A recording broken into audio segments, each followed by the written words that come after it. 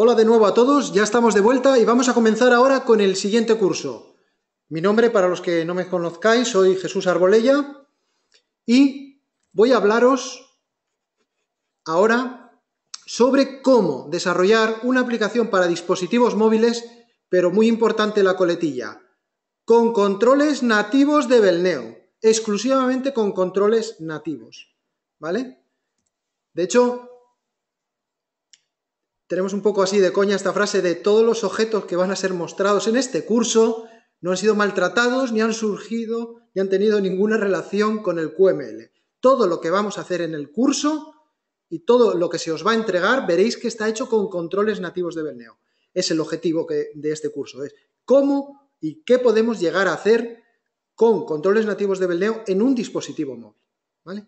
Y para hablaros de esto, pues bueno, vamos a ponernos un poco con nostalgia, ¿no? Voy a hablaros de algunos, probablemente de vosotros hayáis tenido este ordenador, ¿no? ¿Os acordáis de la época del ZX Spectrum? Aquel ordenador que se conectaba a un televisor y programábamos en BASIC, ¿vale? Este fue mi primer ordenador.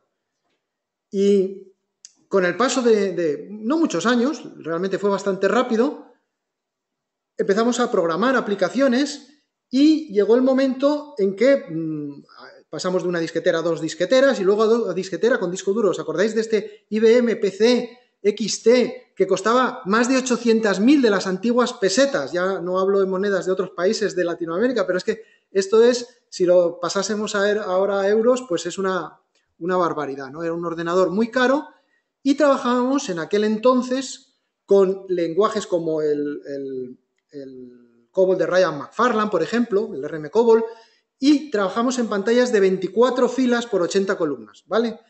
El curso no va sobre la historia de la informática, pero vais a ver cómo en el fondo hay una relación, porque después de este ordenador y de este tipo de software que diseñábamos a 24 por 80, que parece que no, pero las aplicaciones podían diseñarse bastante bien, llegamos a este punto, ¿no? En 1983 aproximadamente aparecen los primeros ordenadores con tarjetas gráficas. Es decir, ya podíamos empezar a utilizar entorno gráfico. Llegaba Windows 3.11 y podíamos trabajar. Y entonces, un poco, a ver, en tono de humor, ¿no? ¿En qué se parecen estos dos dispositivos? Pues decir, en nada, ¿no? No se parecen en nada. Uno tiene un montón de teclas, otro solo tiene un botón, uno tiene una pantalla que ocupa más en profundidad que en pulgadas, uno es táctil, el otro no, etc. Es decir, si buscásemos diferencias, habría miles de diferencias. Pero realmente el dispositivo de 2013, lógicamente, aunque sea muy pequeñito, es mucho más rápido. Sin embargo, curiosamente, hay un aspecto en el que estos dispositivos se parecen muchísimo. ¿Y sabéis cuál es? Pues seguramente lo sabéis, ¿verdad? La resolución de pantalla. Los píxeles con los que podemos trabajar en la pantalla. En aquel entonces, las pantallas podíamos trabajar a 640 por 480 píxeles. Y vais a ver en el día de hoy que más o menos en los dispositivos móviles es la resolución con la que trabajamos. Esa es la gran característica en la que se parecen estos dispositivos. Es decir, hemos hecho un regreso al futuro, hemos vuelto hacia atrás. En realidad no es así. Como sabéis, ahora muchos de vosotros estaréis trabajando incluso con pantallas 4K, ¿vale? Pero vais a ver que hay características que hacen que esas 4K realmente a nivel de programación no son para nosotros 4K. Lo que quería transmitiros a partir de hablar de la resolución del dispositivo es esto. Si yo trabajo y quiero hacer una aplicación para una tablet, pues la resolución con la que trabajo, y ahora os enseñaré a continuación un ejemplo de la aplicación que vamos a desarrollar tanto en el iPhone como en un iPad Pro, que aquí lo pongo como ejemplo, trabajamos con una resolución de 1340 x 1024.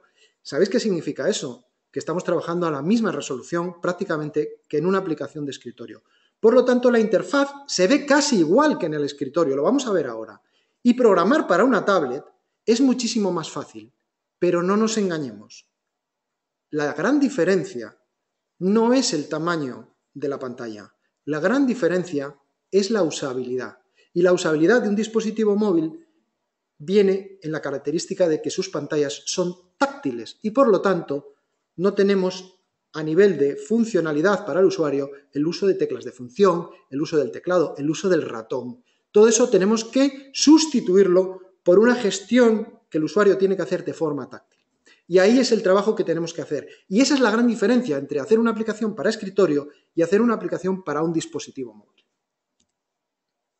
¿Qué pasa entonces cuando ejecutamos una aplicación diseñada para escritorio en un teléfono? Pues ahora os lo voy a enseñar. Lo primero es que los controles no se ven. ¿Por qué? Porque son de un tamaño inadecuado. Lo segundo es que no queda casi espacio, con lo cual, incluso cuando giramos el dispositivo y lo ponemos en horizontal, no es operativa nuestra aplicación. Y al final de todo, si no hacemos algo especial para trabajar con ella, tener en cuenta que esa forma de trabajar tan cómoda para el usuario como es pulsar F5 para localizar o moverse flecha arriba, flecha abajo en determinados controles, desaparece. No podemos usarla en una aplicación. Por lo tanto, tenemos que programar diferente. ¿Y qué pasa cuando ejecutamos esa aplicación? Que lo vamos a ver ahora incluso. Pues que se ve así. ¿Creéis que esto es operativo? En vertical estáis viendo que la toolbar es un desastre. Los botones todos cortados. La pestaña de artículos ahí, aparte de que no nos aporta demasiada información, nos está ocupando espacio. El pie de rejilla está ocupando espacio. Apenas vemos 4 filas. No es que vayamos a ver muchas más, porque la pantalla no da más de sí, pero evidentemente estamos perdiendo mucho espacio. Y ni qué decir tiene que la barra superior, la barra de menú superior, también nos está comiendo espacio. Pero es que si encima lo ponemos en apaisado, la línea de detalle que vemos es casi ridícula. No vemos casi información. ¿Vale? ¿Por qué? Porque estamos ejecutando en un dispositivo que tiene una resolución en píxeles operativos muy bajo respecto a una pantalla de escritorio, una pantalla normal. Vamos a ver ahora en ejecución esta aplicación. Voy a enseñaros varias cosas, ¿vale? Voy a empezar enseñándoos en el iPad Pro la aplicación de escritorio para que veáis que realmente se ve casi igual. Y luego os voy a enseñar en el iPhone ya no la aplicación de escritorio, os voy a enseñar la aplicación que luego vamos a analizar a fondo y os voy a enseñar desde el primer hasta el último objeto cómo está hecha. Con todo el detalle, voy a repasar objeto por objeto, manejador por manejador y todo el código y características para que podáis hacer aplicaciones como esta. Quedaros con el cómo, no os quedéis con la aplicación en sí, no importa que la aplicación sea de gestión de facturas, podría ser de almacén, podría ser de CRM, podría ser de lo que vosotros queráis y estáis acostumbrados a programar.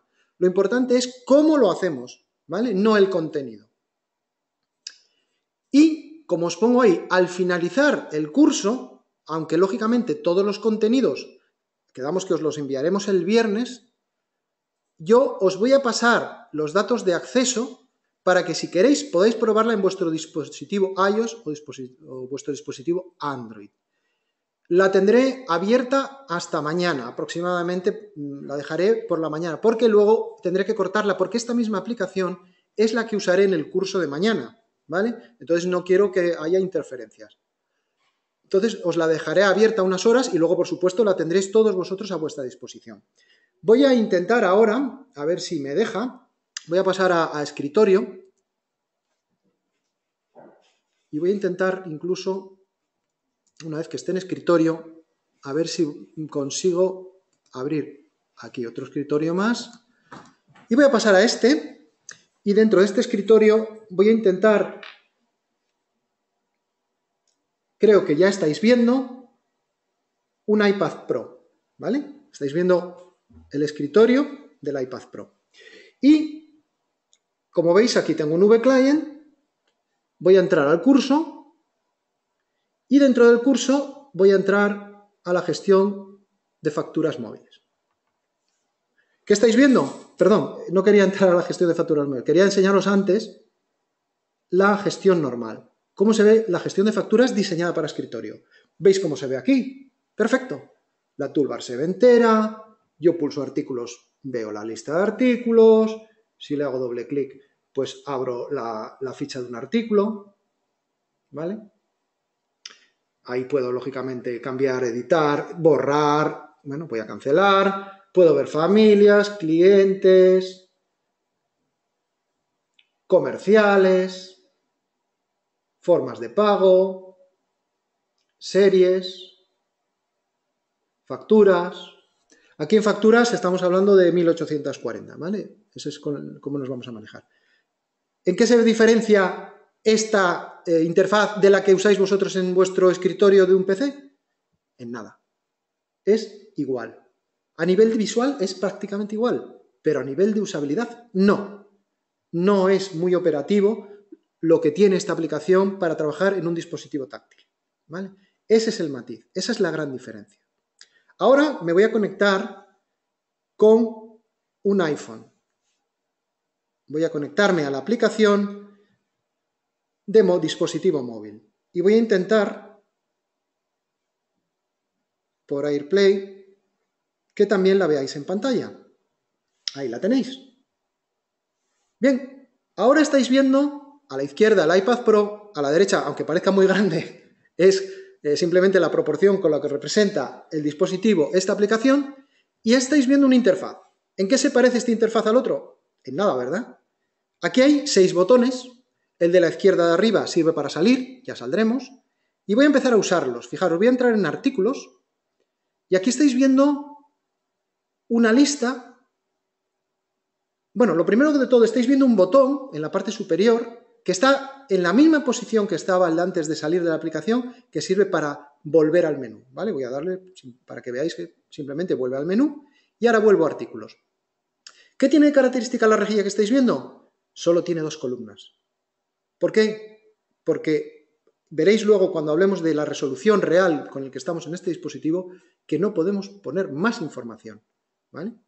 Pero, ¿y qué pasa si ahora giro el dispositivo? He ganado en anchura y he perdido altura. ¿Veis que el botón, es cierto que sigue ocupando mucho, pero sigue ocupando la misma posición y el mismo alto? Pero la rejilla, como ahora ha ganado en anchura, está mostrando más información.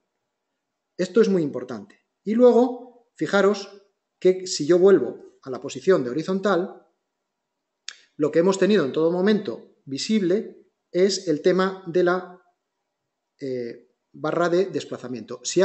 Cuando os manejéis con ella, hacéis clic, lo que tenéis que hacer es clic y ya podéis bajar y subir, ¿vale? Arrastréis de forma sencilla. ¿Veis cómo funciona? Exactamente igual que la rejilla con la que estamos acostumbrados, ¿vale? Subimos y bajamos sin ningún problema. ¿Qué pasa cuando hago clic? Que he entrado dentro de la ficha. La estoy viendo en horizontal. ¿Vale? Puede gustaros más o menos cómo está diseñada. Eso ya cada uno de vosotros tenéis vuestros criterios y vuestra forma de diseñar la aplicación. Pero cuando la pongo en apaisado, automáticamente los controles han cambiado de posición. Los textos ahora se muestran a la izquierda, la imagen se muestra a la derecha. ¿Os dais cuenta? Cómo el dispositivo va funcionando y adaptándose, digamos, la interfaz a la posición del dispositivo. Si ahora voy a clientes, estoy en apaisado, veis cómo salen los clientes con información sobre el teléfono, el email, el total de ventas, y si ahora me pongo en vertical, veis cómo la aplicación se adapta y dejo también solo 2 columnas. Ahora que estoy aquí, voy a hacer clic en el primero de los clientes y vamos a ver su ficha. ¿Qué estamos viendo? Bueno, pues la información que he querido mostrar. Hay características aquí que veréis cuando desmenucemos que son muy interesantes, como la imagen que estamos viendo, que no pertenece a un objeto de dibujo, sino que está descargada de internet en tiempo real. Veremos que puedo llamar por teléfono. De hecho, voy a ir haciéndolo. Puedo llamar por teléfono, tranquilos cuando la probéis, que los teléfonos no son de nadie y dan error, ¿vale? De hecho, voy a dejar que incluso salga el mensaje de estoy llamando y aunque vosotros probablemente no lo escuchéis, ha salido la famosa voz que me dice que estoy llamando a un número que no existe. Bien, y me ha cancelado la llamada y vuelve automáticamente. Perfecto. ¿Qué pasa con el correo? Pues si le doy a correo, me sale la aplicación de correo ya directamente con un nuevo mensaje, con la dirección de correo de esta empresa y ya puedo empezar a escribir, como estáis acostumbrados. Bueno, cancelo, elimino el borrador y ahora puedo volver a la aplicación donde estaba. El tercer botón que me va a permitir, pues en este caso, como tengo una dirección que es de Barcelona, la calle de Mallorca 401, pues me abre el Google Maps y me ubicará automáticamente, no donde estoy yo ahora, que es en el Parque Tecnológico de Gijón, sino al lado de la Sagrada Familia, esa preciosa idea que hay en Barcelona, ¿verdad? Esta gran obra de Gaudí. Y incluso, lógicamente, esto ya es propio del Google Maps, pues incluso podríamos movernos con el Street View, etc. ¿Vale? Salgo de aquí y vuelvo a mi aplicación. Y ahora voy a seguir pulsando botones. Este botón de la derecha que lo que permite, como estoy en un cliente, pues voy a ver todas sus facturas. Muy bien. Y si pulso el botón de cliente, vuelvo a ver la ficha de antes y vuelvo a ir a facturas. Si pulso en una factura, entro dentro de la factura y me muestra el detalle. Muy bien, pues vamos a seguir. Ahora vuelvo hasta la opción de facturas. Voy a la opción de facturas y aquí me salen las 1800 facturas. Evidentemente puede tardar o menos en cargarse, ¿vale? En principio es bastante rápido. Y cuando hago clic en una factura, aquí veis cómo me muestra sus líneas. Puedo hacer clic en otra y ver sus líneas, etc. El primer botón que me aparece en el centro, con un fondo de color azul, es el del cliente, de tal manera que, igual que desde el cliente podía ver sus facturas, desde la factura hago clic y abro la ficha del cliente. Y lo contrario, también, es decir, y el otro botón que tenemos a la derecha, ese botón verde es el de imprimir. Aquí luego hablaremos de las características de la impresión, pero en principio lo que quiero adelantaros ya es que tenemos que hacerlo de momento de una manera alternativa, ¿vale? ¿Por qué? Porque no tenemos posibilidad de visualizar un PDF que nosotros generemos en este momento en tiempo real. Por lo tanto, luego os enseñaré cómo y os explicaré cómo, al pulsar ahora el botón de ver la factura para imprimirla, lo que estoy haciendo en realidad es mostrando esta factura, que es un PDF que he descargado de internet en una URL que he abierto directamente en el navegador. Con lo cual, bueno, pues lo típico, ¿no? Que si yo ahora me pongo en apaisado, pues veré ahí la factura con toda la información y desde aquí, lógicamente, esto ya es un tema del sistema operativo en el que estamos, pues puedo imprimirla, etcétera, ¿no? Todas las posibilidades que me den mi sistema operativo. Así que, cuando lo probéis, lo que sí tengo que comentaros es que la impresión de facturas realmente está tirando de unos documentos que están subidos a un FTP y solo tenemos las del 28 subidas, ¿vale? O sea, que si hacéis pruebas para ver cómo se ve ese PDF, solo podéis probarlo o solo os funcionará con las facturas que tienen fecha 28 de noviembre, ¿vale? Todas las demás no tienen el documento PDF subido. ¿Qué más podemos hacer? Bueno, pues vamos a hablar de edición.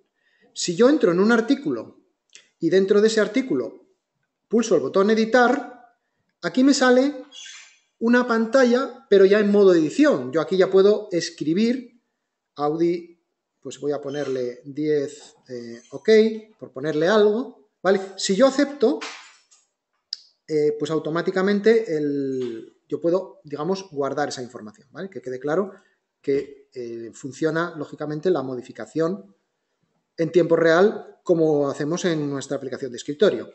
Además, yo puedo lógicamente ir haciendo clics. Fijaros que en el caso de turismo yo puedo pulsar el localizador, con lo cual me salen todas las opciones posibles. Yo podría cambiarla, podría incluso poner el buscador por trozos y aquí sí escribir, por ejemplo, monovolumen, ¿vale? Hacer doble clic y veáis que me lo ha pillado, etcétera, ¿no? Bueno, voy a dejar otra vez turismo, porque en realidad este no es un monovolumen, pues bueno, simplemente veis, entro aquí, lo dejo como turismo. Podría cambiar el precio de venta, etcétera. Cambio todo lo que quiero y al final guardo. Pero fijaros en una cosa, os dais cuenta que estoy en un formulario, esto es un formulario Belneo, y lo bueno es que yo puedo hacer clic en la barra de desplazamiento y subir y bajar. En este caso hay pocos controles en vertical, pero podría subir y bajar a través de esta barra de desplazamiento. No es lo ideal, ¿vale? Luego al final, cuando os hable de características más avanzadas que podéis llegar a hacer no usando controles nativos de Belneo, podríamos tener otras alternativas, otras soluciones. Pero con Belneo lo que sí quiero comentaros, por si alguno no lo sabe, es que hay una forma de tener barras de desplazamiento en los formularios. Y esa podemos utilizarla, lógicamente, en los formularios de nuestra aplicación. Un segundito, que parece ser que se ha desconectado el iPhone, ahí está. Vale, bueno, ahí está ahora. Estábamos en el Audi, lo habíamos modificado. Ahí está, el Audi A1. Bueno, lo que os comentaba, que tenemos esa barra de desplazamiento. A ver, que me está... Voy a desconectar un segundo el AirPlay y vuelvo a entrar en la aplicación. Un segundito, perdonar.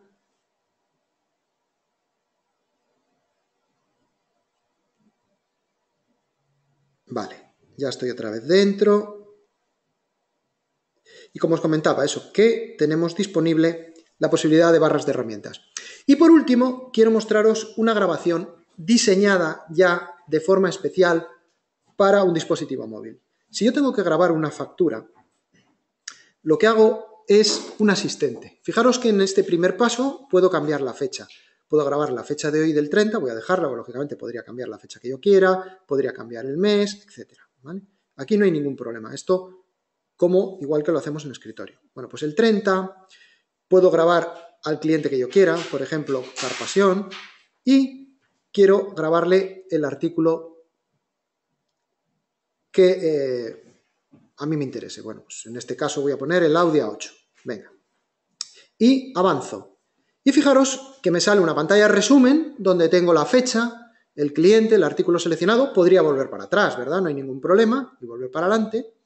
Y puedo subir los clientes, perdón, la cantidad de coches que le estoy vendiendo a este cliente, ¿vale?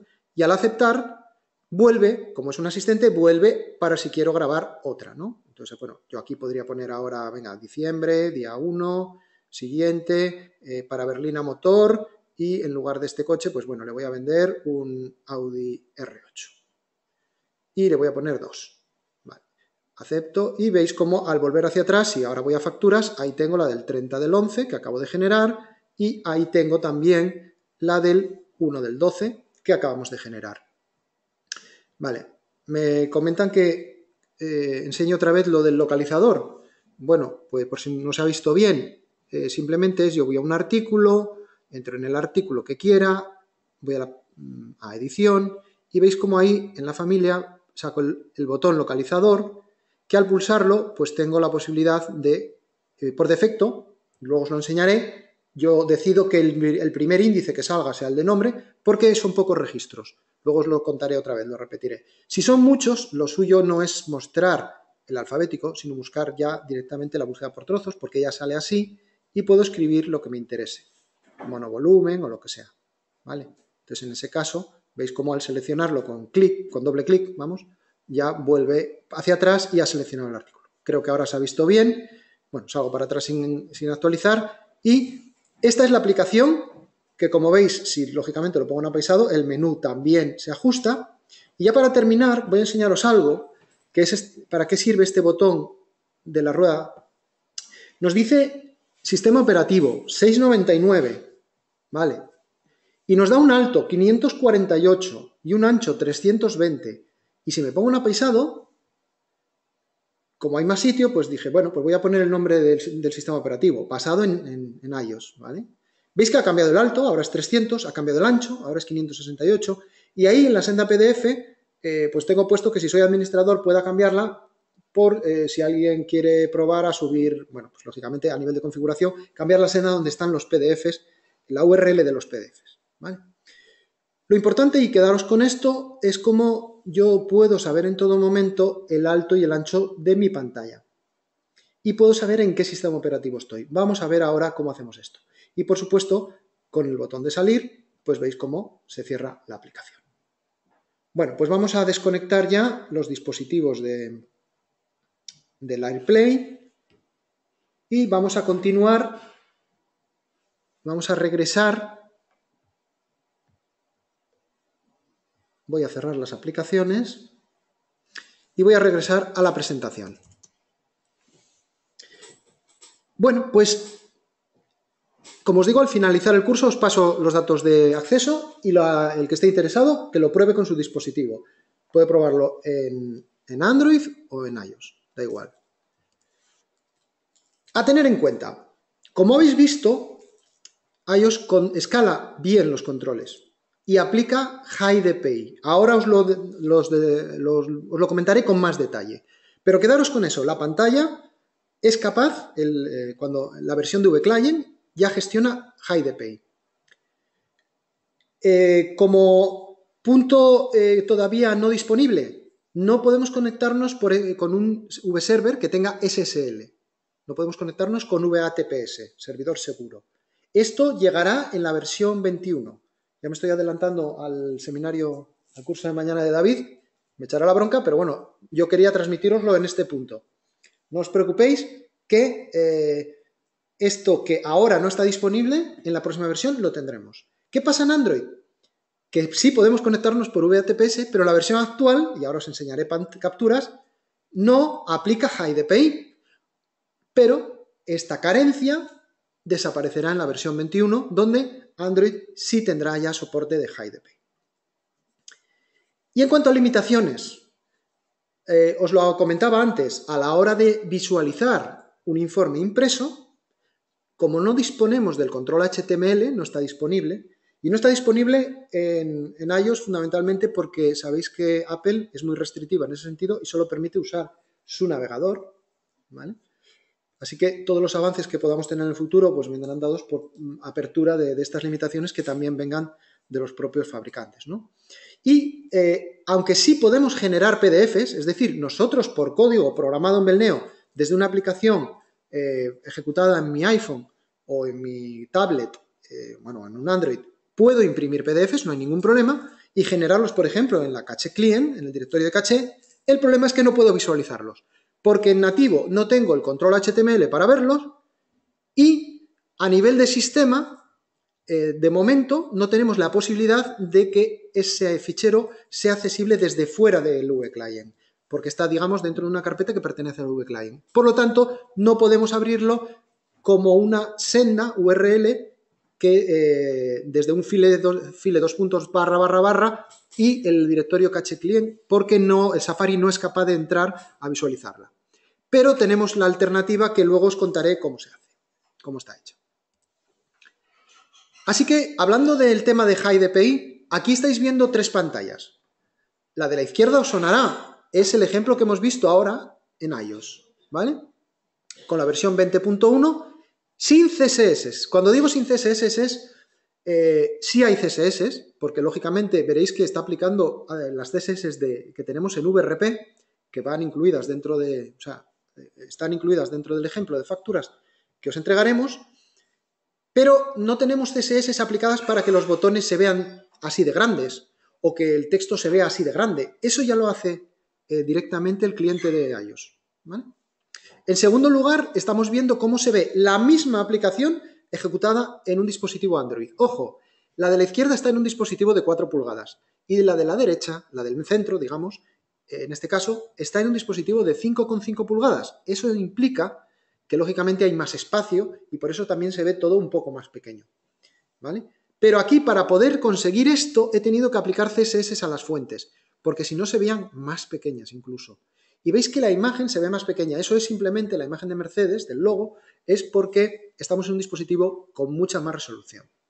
Pero a la derecha estáis viendo lo mismo que se está ejecutando en la del centro, pero aplicando CSS. Veis que en la versión 21, que es la gran diferencia, la versión 21 donde ya se aplica el HiDPI, veis cómo todo se ve mejor. Los botones son más grandes, prácticamente iguales casi que los de Apple, los de iOS.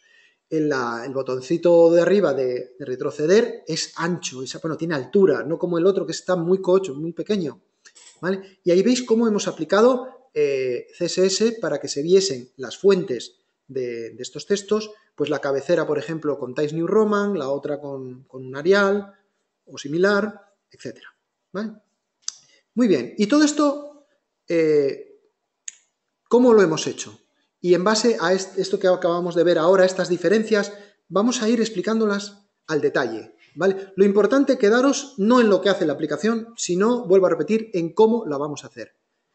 Y que esta aplicación, sabiendo que los tablets tienen ya unas resoluciones enormes y que podemos hacer aplicaciones casi iguales en cuanto a interfaz como las de escritorio. Lo que sí es cierto que para los tablets tendremos que tener en cuenta toda la parte de usabilidad táctil. Eso tendremos que aplicar los mismos criterios que vamos a ver en este momento. Pues empezamos. Vamos a hablar del tamaño de pantalla. El desarrollo, como podéis suponer, es específico. ¿Qué quiero decir con específico? Ahora entraré en el VDevelop y os enseñaré que hay un proyecto, como hacemos siempre ahora, tenemos un proyecto de la aplicación de escritorio, un proyecto de aplicación y un proyecto de datos. Bueno, pues el proyecto con el que accedemos a través del dispositivo móvil es un proyecto específico para el móvil que tiene un autoexec que además se ejecuta en modo SDI, ya que tenéis que tener en cuenta algo muy importante. En las aplicaciones de escritorio, por defecto, utilizamos el modo pestañas, el modo tabs, ¿vale? Y es muy cómodo para el usuario, pero en un dispositivo móvil nos come pantalla y no es cómodo para el usuario. Por lo tanto, no tiene sentido usar el modo tabs. Tampoco tiene sentido usar el modo MDI, que me salgan ventanas. Primero porque el dispositivo no es capaz de representarlo. Y en segundo lugar porque el modo natural es el SDI. Veréis que, de hecho, incluso Apple en su sistema operativo ya anunció como gran novedad el poder abrir dos aplicaciones a la vez en el mismo escritorio, en la misma interfaz de pantalla, ¿no? ¿Por qué? Porque no es habitual. Lo habitual es trabajar en una única aplicación y dentro de la aplicación en una única pantalla, en un único formulario. Por eso el modo SDI es el adecuado. Pero si os fijáis en la pantalla que estáis viendo de ejemplo, no hay barra de estado. Vamos a aprender cómo podemos ocultar la barra de estado. Y luego, dos aspectos muy importantes. Saber en todo momento en qué sistema operativo estoy. Veréis que hay casos en los que en función del sistema operativo tendré que actuar de una manera o de otra, porque hay diferencias. La verdad es que Belneo me lo facilita muchísimo, porque veis que la aplicación la ejecuto en los dos sistemas operativos de forma natural. Pero el gran problema es que hay algunas cosas que son diferentes y ahí necesito saber en qué sistema operativo estoy. Y por otro lado, llegamos al punto de la resolución de pantalla. Mi iPhone, que es un 5S, tiene 4 pulgadas.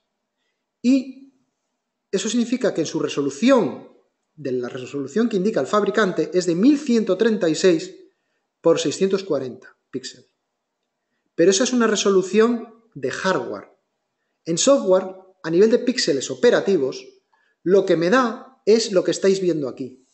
El resultado de ese 548 no es más que el de dividir 1136 entre 2, quitarle 40 píxeles, la barrita esta negra donde pone Movistar, 2039, la hora y 23% de porcentaje de batería, esos son 40 píxeles. Pero como dividimos entre 2, se queda en la mitad, en realidad es quitar de la mitad de 1136, 20. ¿Vale? Y esos son 548. Y los 320, qué casualidad, es la mitad de 640.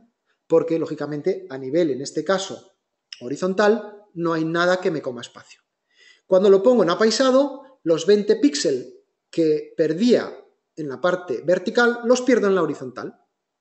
En lugar de 320, en horizontal, el ancho se queda en 300. Y el alto gana 20 píxeles más. Pero esto es un dispositivo, como veis, antes os hablaba al principio de 640 por 480. Aquellos monitores antiguos tenían más resolución de la que tenemos nosotros aquí ahora. Pero hay un concepto que es cómo nuestra mente actúa ante esto. Y es que el problema es que estamos acostumbrados a trabajar con pantallas enormes. Estamos acostumbrados a trabajar con pantallas de 4K. Hoy en día ya yo trabajo en una pantalla de 4K. Pero no puedo trabajar a la resolución nativa porque los textos son demasiado pequeños. Sueles trabajar a la mitad o 2,5, una división de 2,5, porque si no es demasiado pequeño para trabajar con ello. Antiguamente, cuando solo teníamos 640 por 480, no teníamos problema. Como no sabíamos que había nada mayor, estábamos acostumbrados y nos acostumbramos a trabajar en esa resolución. Cuando trabajemos en el desarrollo de una aplicación para móvil, tenemos que olvidarnos de las pantallas grandes. Olvidaros, no existen. Tenéis que pensar que estáis ahí y ese es vuestro entorno de trabajo. No hay limitación, simplemente es el espacio con el que tenéis que trabajar. Y punto. No os compliquéis la vida con, uy, necesito más espacio, voy a ver si el móvil de 6 pulgadas me da... No, esa no es la manera de resolver el problema. Porque con 20 píxeles más, o 40, o 100, Os puedo asegurar que los de 5,5 pulgadas, en lugar de 548, tienen 640. O sea, 100 píxeles. Eso es lo que ganas, ¿vale? Por lo tanto, mentalizaros en que trabajamos con resoluciones muy bajas, pero tenemos forma de resolverlo. Lo hacen todos. Todas las aplicaciones funcionan así, en nativo. Vamos a ver el tema del menú. Y luego ya paso un poco a escritorio y os lo enseño todo esto. Fijaros que no mostramos la barra de menú, lógicamente. ¿Para qué queremos comer sitio con una barra de menú? Que además es pequeña, que cuesta hacer clic en las opciones. No tiene sentido. No usamos toolbar principal. ¿Para qué? Por el mismo motivo. Mejor botones. No debemos usar docks. Primero porque probablemente se nos coma la pantalla y segundo porque no son muy operativos en este caso. Y tampoco debemos usar MD, ni pestañas. Por lo tanto, lo más recomendable es que el formulario de menú, porque es un formulario, lógicamente, tenga las opciones en botones, que gracias a los layouts se estirarán haciendo que quede perfectamente ajustado en cualquier orientación y resolución. Otra opción podría ser una rejilla con estilo simple clic activado. Hay más opciones, evidente, podéis hacer menús arbolados, etc. Pero en un dispositivo móvil realmente no conozco muchas aplicaciones que utilicen otra interfaz. Sin embargo, yo creo que esta interfaz a un usuario normal de aplicación móvil se la ponéis y le resultará natural usarla. Vamos a ver entonces cómo hacemos todo esto. Vamos a ver esta parte. Fijaros, aquí estáis viéndolo a la izquierda, cómo teníamos nuestra aplicación de escritorio, ¿vale? Si yo ejecuto, aquí tengo mi aplicación de escritorio, normal, la misma que vimos en el iPad Pro, ¿os dais cuenta? Misma interfaz. Y por otro lado, si yo ejecuto y elijo la opción móvil, lo que se va a ejecutar es el AutoExec que hay en esta pantalla. Este AutoExec. Y como os dije, este AutoExec no tiene menú principal, no tiene docks declarados, ¿vale? Solo tiene conexiones de evento y manejadores de evento, no tengo ningún dock, y el modo de arranque es SDI, documento único.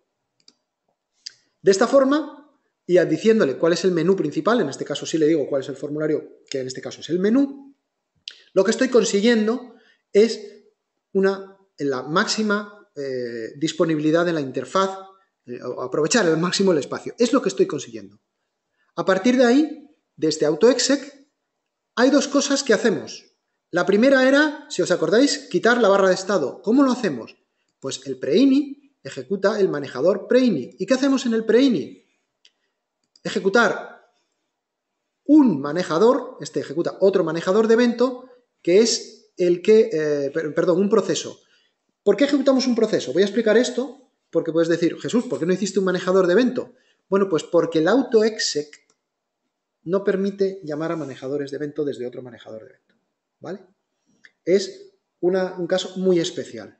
El AutoExec no lo permite. Por eso, en este caso, he tenido que hacer un proceso de tipo JavaScript, ¿vale? Los scripts los tenéis aquí. No os asustéis, solo hay dos, ¿vale?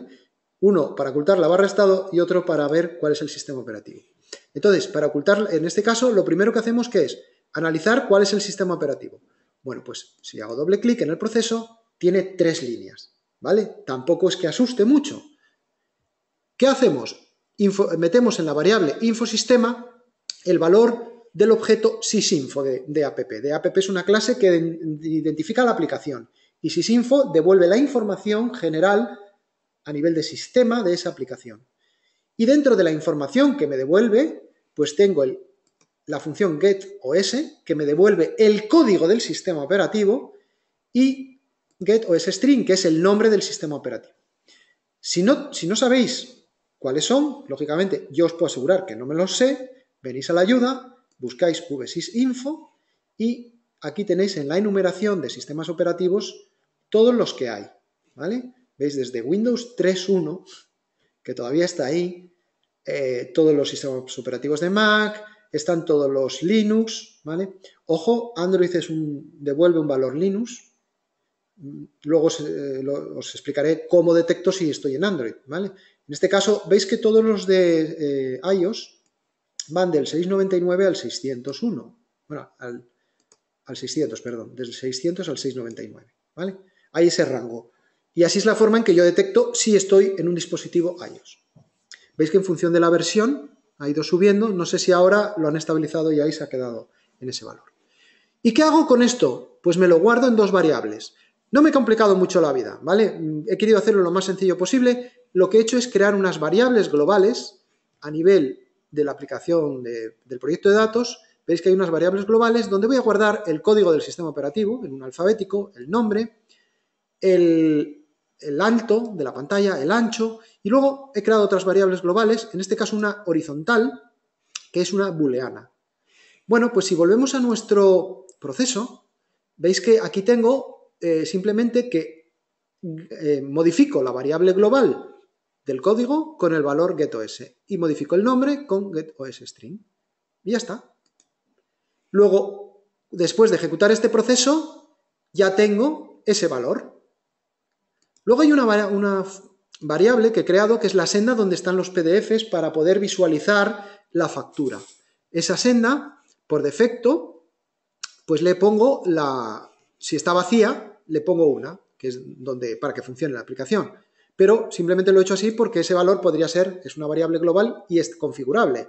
Si alguien, por favor, que nadie la cambie, bueno, no vais a poder cambiarla porque está, me parece, el control condicionado que sea supervisor y no vais a poder modificarlo, pero bueno, que nadie la modifique si me he equivocado y permite modificarla. Y aquí, fijaros que aplicamos una CSS. Luego hablaremos de las CSS, pero lo importante que es que si yo digo que el código del sistema operativo es mayor de 599 y menor de 700, es que estoy en el rango 699 y por lo tanto estoy en iOS. En iOS lo que hago es ejecutar una CSS diferente a la que ejecuto en Android. No es que sea muy diferente, pero luego os enseñaré algunas diferencias cuando hablemos de ella. Por lo tanto, en el preINI ya sé qué sistema operativo tengo y ya tengo configurado el PDF, la senda PDF. ¿Y qué pasa? Que hay después el AutoExec tiene un POSINI. ¿Y qué hacemos en el POSINI? Ocultar la barra de estado. ¿Cómo lo hacemos? Ejecutando un proceso también, porque no puedo ejecutar manejador de evento, acordaros.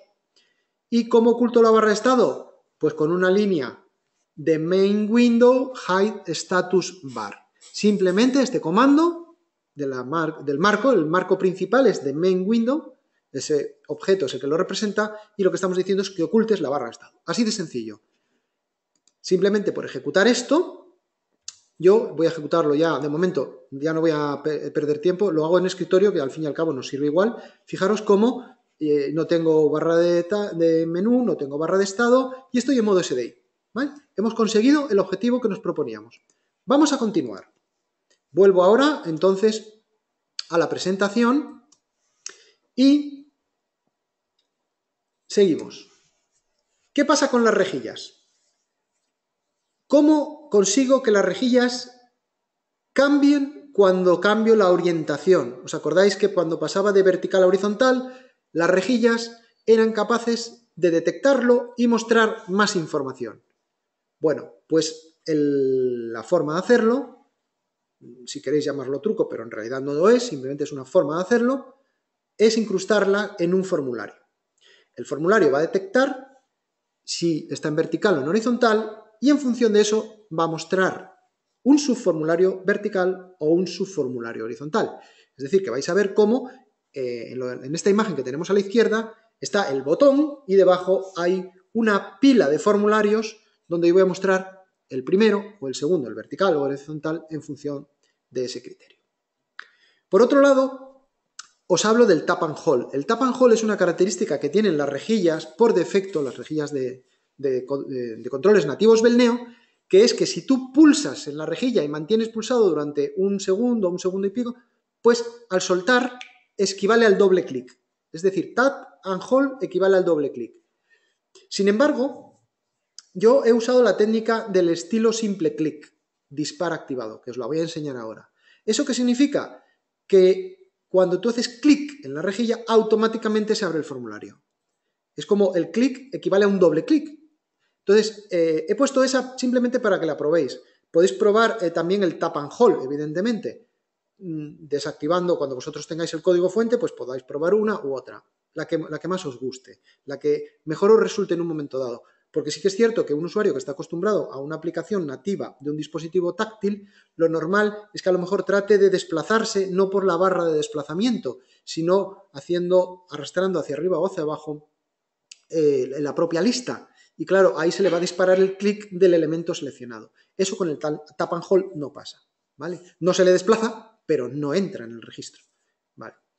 Otro dato fundamental, no vamos a aplicar formulario de alta ni formulario de baja, no tiene sentido. Ni poner una toolbar, no tiene sentido. Tenemos que buscar otras formas de hacerlo, ¿vale? Y sí vamos a tener un formulario de modificación adaptado, como hemos visto. Bueno, pues vamos a repasar nuestra primera rejilla, vamos a volver a escritorio y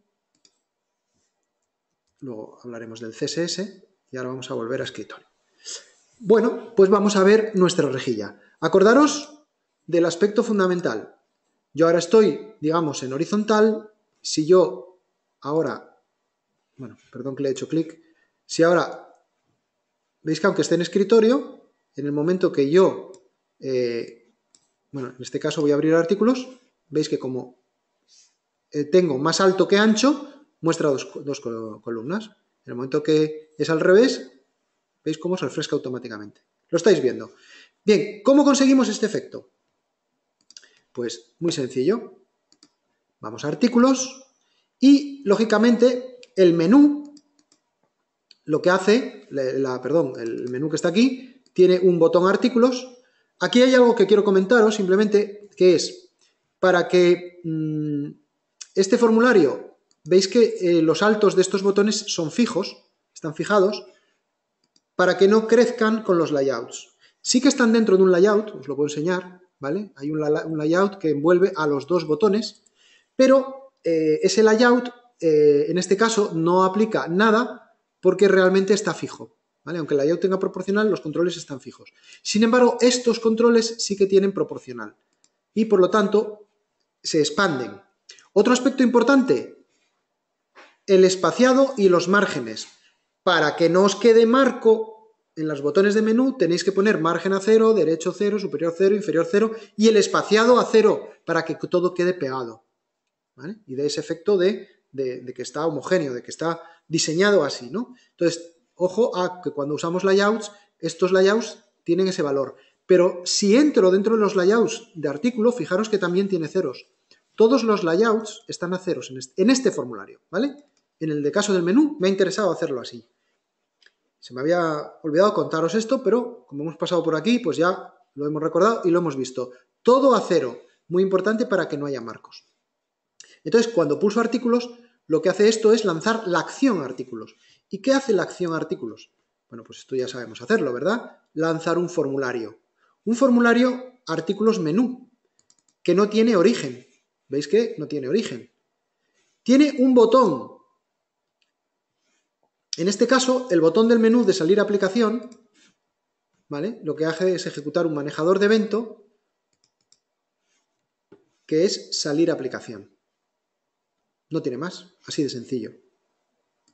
Y otro aspecto de este menú que no os había comentado y que hay que comentarlo es que tiene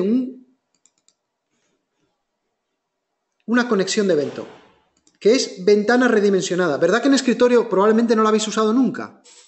O rara vez. Pues aquí es súper necesaria, porque precisamente cuando rotamos el dispositivo, el sistema operativo nos avisa de que la ventana ha cambiado de dimensión. Y en ese momento ejecutamos este manejador de evento. ¿Y qué hacemos? Obtenemos el ancho, bueno, el alto, obtenemos el ancho. ¿Dónde? ¿De dónde lo obtenemos? Del main window alto, del main window ancho. Y fijaros, y esto que es una variable global booleana, decimos, estamos en horizontal si el ancho es mayor que el alto. Así de sencillo, no tiene más. Entonces, ¿podría haberlo hecho solo con horizontal? Sí, lo que pasa que de cara al ejemplo, pues he hecho también tener el alto y el ancho.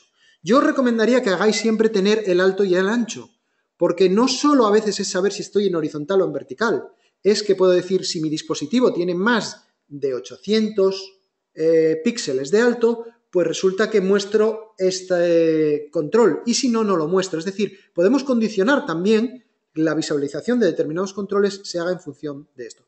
Es el equivalente a lo que en la web se llama responsive. Es decir, una web responsive, lo que hace es eso, en función del tamaño que está visible, muestra la información de una determinada manera o de otra, oculta o muestra controles. ¿Vale? Pues aquí jugamos con esa misma filosofía de trabajo.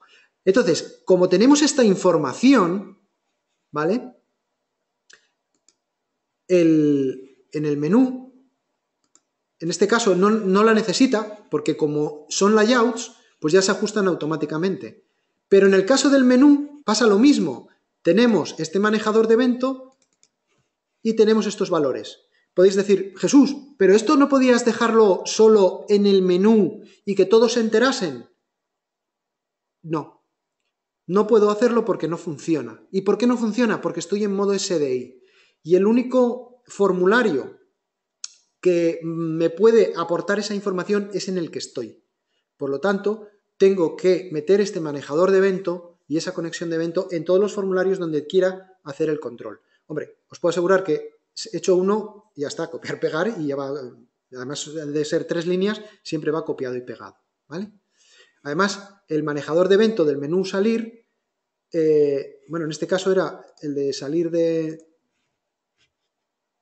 menú, pero bueno, en este ha quedado copiado. Aquí simplemente el botón lo que hace es lanzar la acción menú. Fijaros que no cancela, lo que hace es lanzar la acción menú, ¿vale? Desde ahí yo sé que quiero ir al menú. Por lo tanto, no me molesto por si acaso me ha quedado algo por el medio, no me molesto. Directamente abro el menú, ¿vale? Así de sencillo. Y muestra una rejilla. El menú muestra una rejilla. Y esa rejilla, como está incrustada, esta sí se va a enterar del cambio de las variables globales. Porque una cosa que hemos dicho ya muchas veces es que el cambio de valores en variables globales produce el refresco de los controles de mi interfaz. Por lo tanto, como se produce un cambio de variables globales, la rejilla se entera de que han cambiado esas variables y se vuelve a repintar. ¿Y qué pasa en esa rejilla? Pues lo que pasa es que las columnas primera y segunda no tienen condición de visible, pero la tercera tiene como condición de visible que la variable global horizontal esté a 1. Y lo mismo el precio, que la variable global horizontal esté a 1, lo cual hace que se refresque cuando nos movemos a horizontal, es la que produce este efecto, ¿vale? Con esto ya hemos conseguido que nuestro menú o nuestra rejilla de menú ya tenga este efecto. Así de sencillo. Bueno, pues vamos a seguir. Ya tenemos las rejillas funcionando así y vamos a hablar ahora de otro aspecto importante. Y después de hablar de este aspecto de CSS, haremos la parada de la segunda hora de 5 minutos y luego ya regresaremos para seguir desmenuzando la aplicación hasta conseguir ver todo cómo está hecho, absolutamente todo. Os lo voy a desmenuzar todo, todos los controles y todo. Fijaros que en este formulario también, por ir repasándolo, 0000, todo sin marcos, no queremos ningún tipo de marco. Y aunque aquí hay, en este caso, no hay ni siquiera layout porque no lo necesito, ¿vale? Este es un layout grid, podría ser vertical también, no pasaría nada, funcionaría perfectamente. Bueno, pues voy a hablaros de las CSS y en este caso lo que os quiero comentar es lo que he cambiado en las CSS. Por defecto son las CSS de VRP, pero hay cosas que no me sirven, ¿vale? En primer lugar, he cambiado el ancho de la barra de desplazamiento, la Q-Scroll Bar. ¿Por qué? Porque el ancho normal por defecto que muestra, por lo menos en iOS, en Android es un poco más ancha, pero en iOS es muy, muy estrecha. Entonces, lo que he hecho es forzarla que sea más ancha y es más cómoda de seleccionar, ¿vale? Cuanto más ancha, más cómoda, pero claro, tenemos tan pocos píxeles que tampoco podemos abusar, ¿vale? Por otro lado, los botones. Quiero enseñaros cómo hemos aplicado colores a todos los botones de forma genérica. ¿Por qué el botón este de cliente está en azul y por qué había otro botón que a la hora de grabar que se veía en verde, ¿vale? El botón aceptar lo hemos puesto en verde, el botón de cliente lo hemos puesto en azul.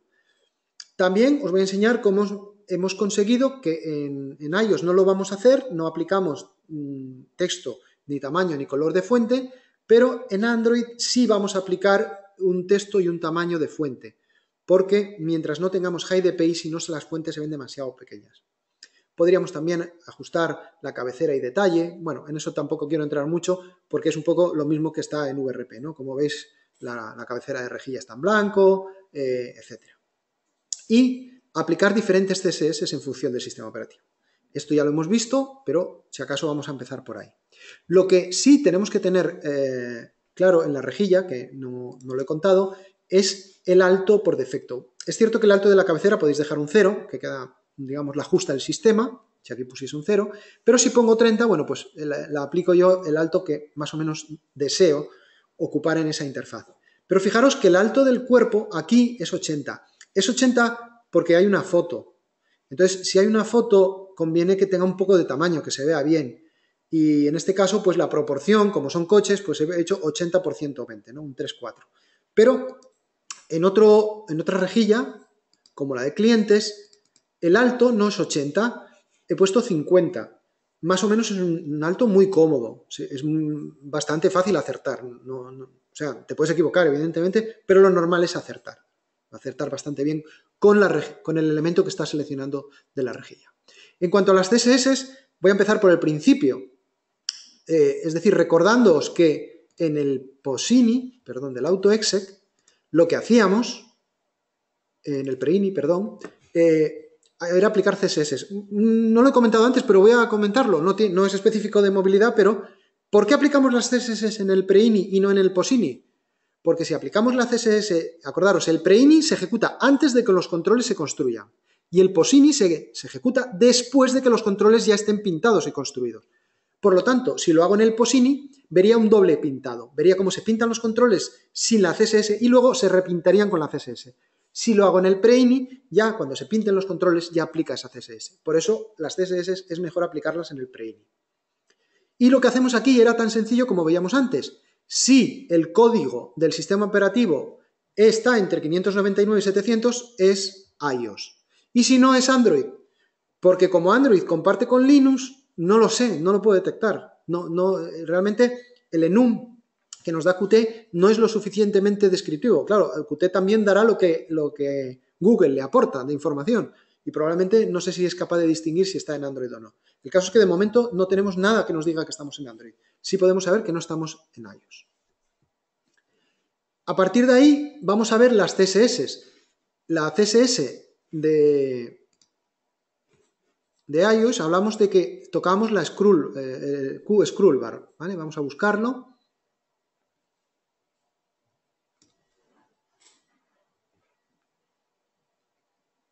Vamos a ver. QWidget, QGroupBox.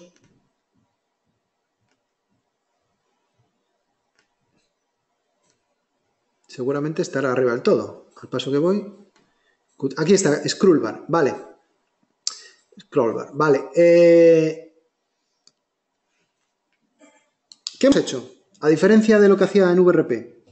Bueno, pues hemos cambiado una serie de características, le hemos puesto el fondo en blanco, le hemos cambiado los márgenes, le hemos cambiado el ancho mínimo, ¿vale?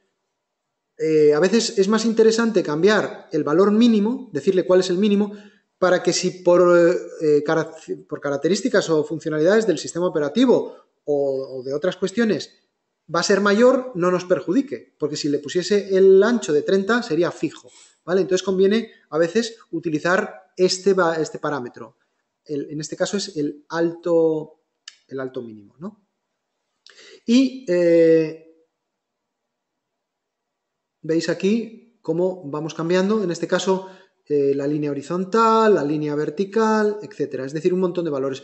Lo importante aquí es, sobre todo, esto, el ancho. El ancho y el alto en este caso es porque hay las esquinas, digamos, la barra de desplazamiento tiene en la parte superior como un cuadrado en el que si pulsas va de uno en uno, de un elemento en un elemento. Y la inferior lo mismo, va de un elemento en un elemento. Con esto conseguimos que la scroll bar sea lo suficientemente grande. Luego tenemos los botones. Los botones, aquí tenemos el QPush button, lo hemos simplificado respecto a lo que tiene VRP. Mira, yo quiero que los botones por defecto sean transparentes. ¿Por qué? Porque usamos botones para muchas cosas. Usamos botones para los menús y quiero que sean del color que yo quiera. Usamos botones para mostrar imágenes, luego os enseñaré el caso de cómo somos capaces de representar la imagen que descargamos de internet. Y cuando esté presionado, sí que me interesa que haga un pequeño efecto, ¿verdad? Que haga ese gris. En este caso he cogido un gris, podría ser cualquier otro color que queráis. Y aquí está lo importante. Si vosotros le aplicáis a ese objeto, en este caso estamos hablando también de un botón, pero le aplicamos almohadilla y el identificador, quiere decir que todos los botones a aceptar que tengan este identificador, el formulario, se van a pintar en verde. Los que sean de configuración, pues en este color. Los que sean de, en este caso era de edición, pues tienen otro color. Cancelar, otro color. Es decir, podemos hacer configuraciones específicas para controles que tengan estos valores. Y fijaros que incluso aquí lo que le hemos dicho es que cuando sea el botón imagen, ¿vale?, no tenga borde, porque la imagen queremos que se funda en el blanco con el resto del formulario. Eso es lo que hemos hecho aquí, ¿vale? Con lo cual, ya hemos visto cómo hemos cambiado el ancho, cómo hemos cambiado, en este caso, los colores de los botones. Esto es común tanto para Android como para iOS. Pero, además, para Android, algo que no he hecho en iOS es el QLabel. Vamos a ver, creo que está por aquí arriba. No, un poco más abajo. Aquí está. QLabel, veis que en iOS no tiene nada, simplemente es transparente. Pero si me voy a la que utilizo en Android,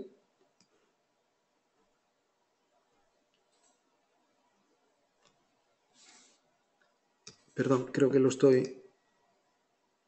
Creo que es eso, no he cambiado de línea. Ahí está. Cambio de línea. Ahí está. En Android. Vamos a buscar el QLabel, ahí está. QLabel. En esta parte es casi igual, pero fijaros, le he cambiado el tamaño de la fuente y le he cambiado el tamaño, o sea, el tipo de familia. Simplemente esto ha sido por jugar, ¿no? Por ponerle otro valor. Pero luego le he dicho, y cuando sea el nombre, que el name es el control título, digamos donde va el nombre del artículo, el nombre del cliente, lo que he hecho es jugar para que se muestre con un tamaño mayor y en otro tipo de letra. Por eso, ¿os acordáis que decíamos que en la 21 se aplicaba bien los high DPI y tal? Y se veía cómo el título estaba en Times New Roman. Se veía muy claramente, ¿no? Cómo aplicaba mucho mejor todo el high DPI y el tamaño de fuente. Incluso a este le digo que esté en negrita. ¿Vale? Todo lo demás, en cuanto a push button, etcétera, pues es exactamente igual, ¿vale? No vamos a invertir más tiempo. Y con esto conseguimos que, en este caso, yo cuando estoy ejecutando aquí, fijaros, lo que consigo es que si entro al formulario, veis que se ve con Times New Roman y con... ¿Por qué? Porque como no estoy en un sistema operativo iOS, pues por defecto aplica la CSS para Android. Podría decir para Android y para el resto, porque es un else. Lo estamos viendo aquí. Pero veis cómo ha aplicado bien el tipo de letra. Diréis, ¿y este por qué sale en negrita? Bueno, pues este sale en negrita porque en la configuración del CSS solo le puse yo negrita al título. Entonces, cuando la CSS no aplica nada, vamos a adelantarnos un poco, pero vamos a ver un formulario. Perdón, vamos a ver un formulario vertical, el de artículos, vertical, por ejemplo. Veis que yo a estos controles les he puesto un tamaño, pero la CSS el tamaño me lo ha pisado. Pero le he puesto que sea negrita. Eso, como yo en la CSS no le he aplicado el style, a la font style, pues directamente es el que yo ponga. Si yo no le aplico nada en la CSS, pero le pongo yo en negrita en el formulario, se va a ver negrita. Si yo en la CSS le aplico tamaño, el tamaño que yo pongo aquí no vale. Pero si en la CSS no le pongo tamaño, se habría visto de este tamaño. ¿Vale? ¿Qué ocurre? Que aquí sí que influye mucho el high DPI, por eso en la versión 21 en Android se va a ver todo mucho mejor de lo que se ve en la 20. Y creo que con esto hemos repasado toda la parte de CSS. Así que luego vamos a comenzar ya, fijaros, termino ya viéndose este ejemplo que os decía, Fijaros cómo se ve en la izquierda de todo Android en la 21 sin CSS, es todo más pequeño. En la 21 con CSS, bueno, ahí ya he podido ampliar el tamaño del título, etcétera, etcétera, ¿no? Se puede poner más bonito, evidentemente, pero ahí lo tenéis claro. Y luego, aquí a la derecha estáis viéndolo con la versión 21. Bueno, es cierto que es otro cliente, pero da igual. Estáis viendo cómo se interpreta mucho mejor la CSS, cómo todas las fuentes son más grandes y, sobre todo, fijaros cómo la imagen, los dos dispositivos eran de 5,5. Fijaros cómo la imagen del Jaguar se ve grande, como la veíamos en iOS. ¿Por qué? Porque el high dpi en las imágenes se nota mucho. Bueno, pues aquí lo dejo de momento. A la vuelta vamos a hablar de imágenes precisamente y vamos a hacer una pequeña parada, un descanso de 5 minutos. Nos vemos.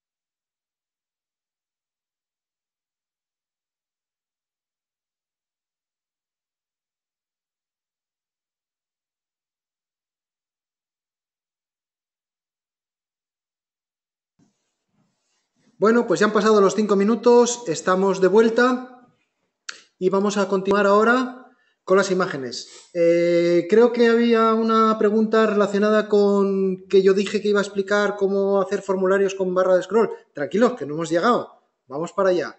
Venga, vamos pasito a pasito. Vamos a hablar de imágenes. ¿Qué tenemos que tener en cuenta en cuanto a las imágenes? Que tenemos dos formas, lógicamente, igual que hacemos en escritorio, de mostrar imágenes. Una de ellas, bueno, lógicamente en la aplicación podemos mostrar dibujos estáticos que tenemos dentro de nuestros proyectos, objetos dibujo dinámicos, los típicos campos objeto dibujo de nuestras tablas. Ahí no hay mucho que explicar, evidentemente, en las rejillas de artículos el coche que veíamos es un objeto, es una columna que muestra una foto, un campo objeto dibujo, y en la formulario de coches, los coches se pintan con un control objeto dibujo, ¿vale? Objeto dibujo dinámico. Hasta ahí no hay ninguna duda. La cuestión es, y esto, lógicamente, esto que voy a contar sirve tanto para movilidad como para escritorio. La cuestión es, ¿y si tengo una imagen, porque yo no me guardo las imágenes en mi base de datos, porque son muy grandes, porque son muchas, porque no quiero meterlas en el contenedor, porque quiero que estén accesibles también desde otros dispositivos, porque quiero compartirlas, etcétera, y las tengo en una carpeta en disco de un servidor, a las que las subo por FTP o por SDV, me da igual, ¿cómo las visualizo? En este caso, en el formulario que estamos viendo de ejemplo, ese logotipo de Jaguar no es una imagen que esté en el campo de una base de datos de Belneo, de una tabla de Belneo. Es una imagen que está en Internet, en una senda de Internet.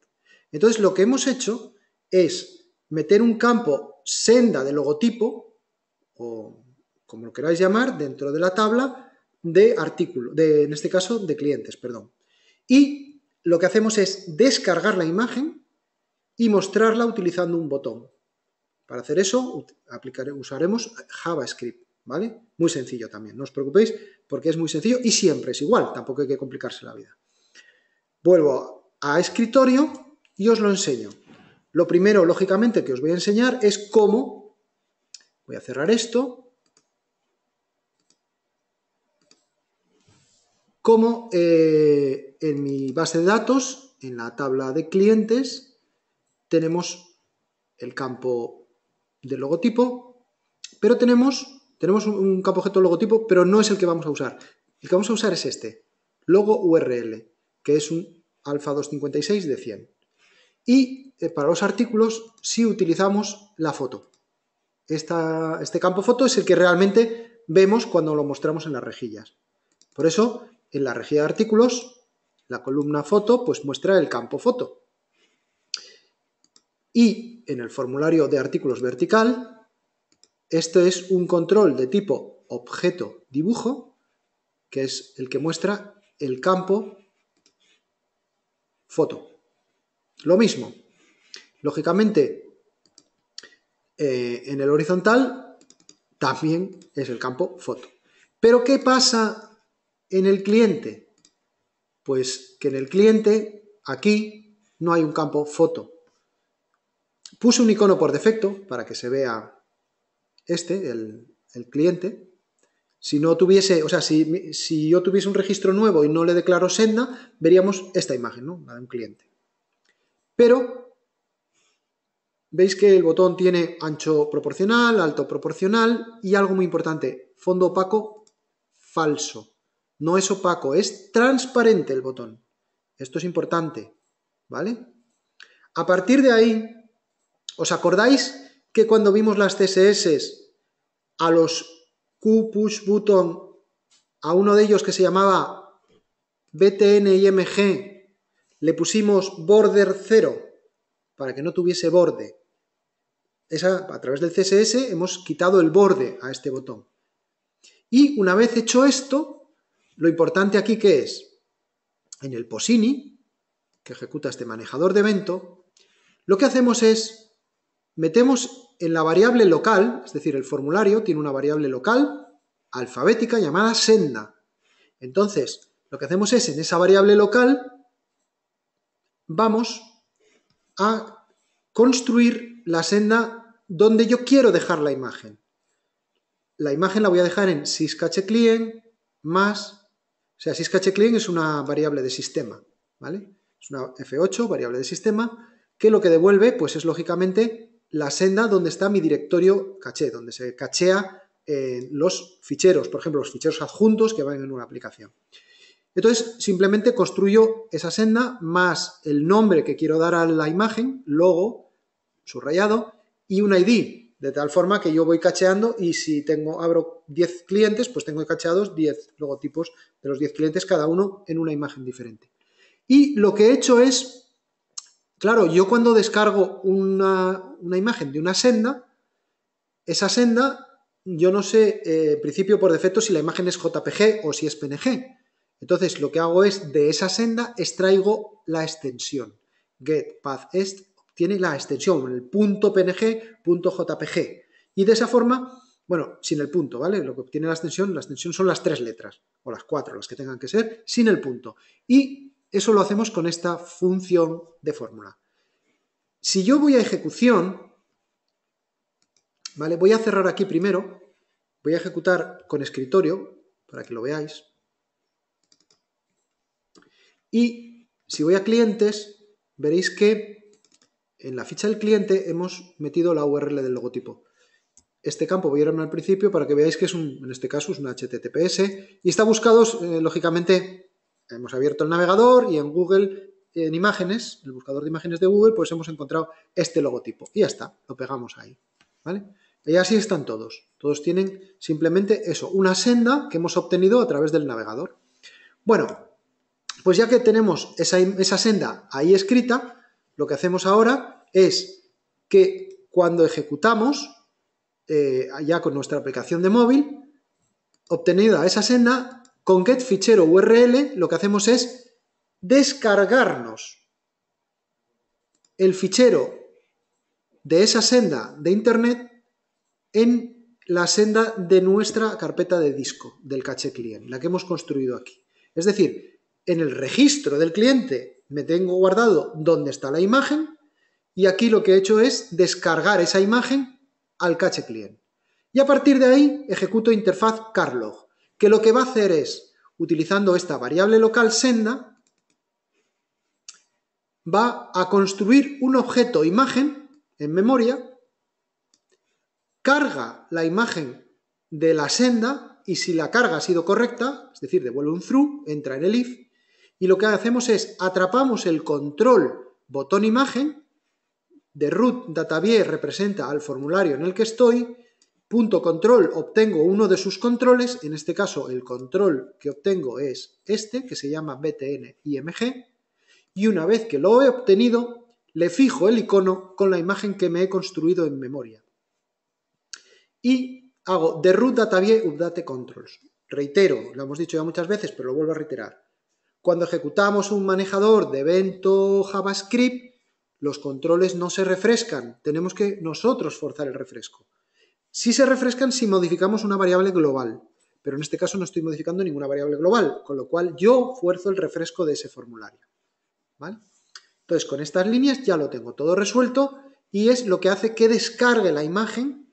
Con esto lo que consigo es que esa imagen se descargue y se vea cuando entramos en la ficha del cliente, ¿vale?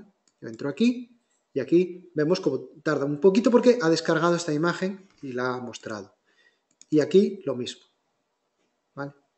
Bueno, en este caso, ese no tenía, o lo he borrado yo sin querer, vamos. Pero bueno, veis cómo ahí tenéis las imágenes. Así es como hemos descargado las imágenes. Continuamos. Vamos a ver ahora el siguiente elemento de nuestra interfaz. Vamos a hablar ahora del formulario de consulta. Hemos visto antes cómo cuando cambiábamos de orientación, la rejilla mostraba más o menos columnas. Claro, eso, hacerlo en un formulario, no es igual, es diferente. Además, en este caso, luego os lo muestro ahora, los controles que se visualizan en un formulario no son tan simétricos, no son tan fáciles de ubicar cuando luego tienes muy poca altura o tienes mucha más anchura. Entonces, a veces hay que cambiar el cómo se visualiza la información. Para enseñaros simplemente un ejemplo de que no tiene por qué verse igual, podría haber puesto las cosas, de hecho lo tuve así, tuve tal cual está ahora, pero con la imagen del coche a la derecha cuando lo paso a horizontal, pero se veía mal. Es decir, no era natural, se veía como desalineadas las cosas, ¿no? Pues entonces, aquí, por eso digo, el formulario, como es un SDI, lo primero de explicaros que da igual que le pongáis la propiedad cuadro de diálogo a verdadero o a falso, se va a ocupar toda la pantalla. Como estamos en SDI, es exactamente igual, ¿vale? No os preocupéis de marcar esa propiedad en los formularios. En segundo lugar, lo que os comenté, cuidar el tamaño de las cosas y la ubicación, ¿vale? ¿Y cómo hacemos para que haga ese efecto? Pues realmente tenemos dos subformularios.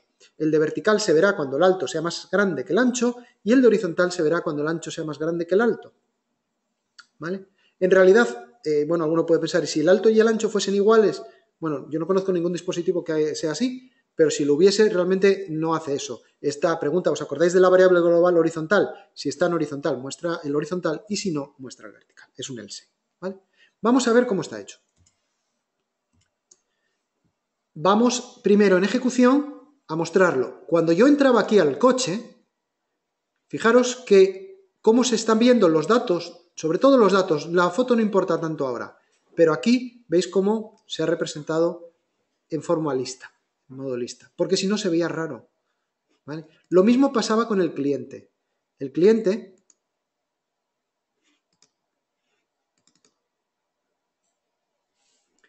veis cómo en apaisado, como los mostramos en esta posición, y en vertical. En este caso es mucho más homogéneo, pero hay matices. Por ejemplo, aquí el título está alineado a la izquierda. Sin embargo, en la otra imagen está centrado. ¿Lo veis cómo está centrado? Entonces, ahí son matices, son detalles, pero que hay que cuidar, porque si no, queda mal, no se ve la interfaz bien, ¿vale? Entonces, ¿cómo hemos hecho esto? Vamos allá. Vamos a ver a la vez artículos y clientes porque es exactamente lo mismo. Artículos. La rejilla tiene asignado el formulario artículos consulta. Artículos consulta, ¿por qué? Porque realmente no es un artículo para editar, simplemente es para ver.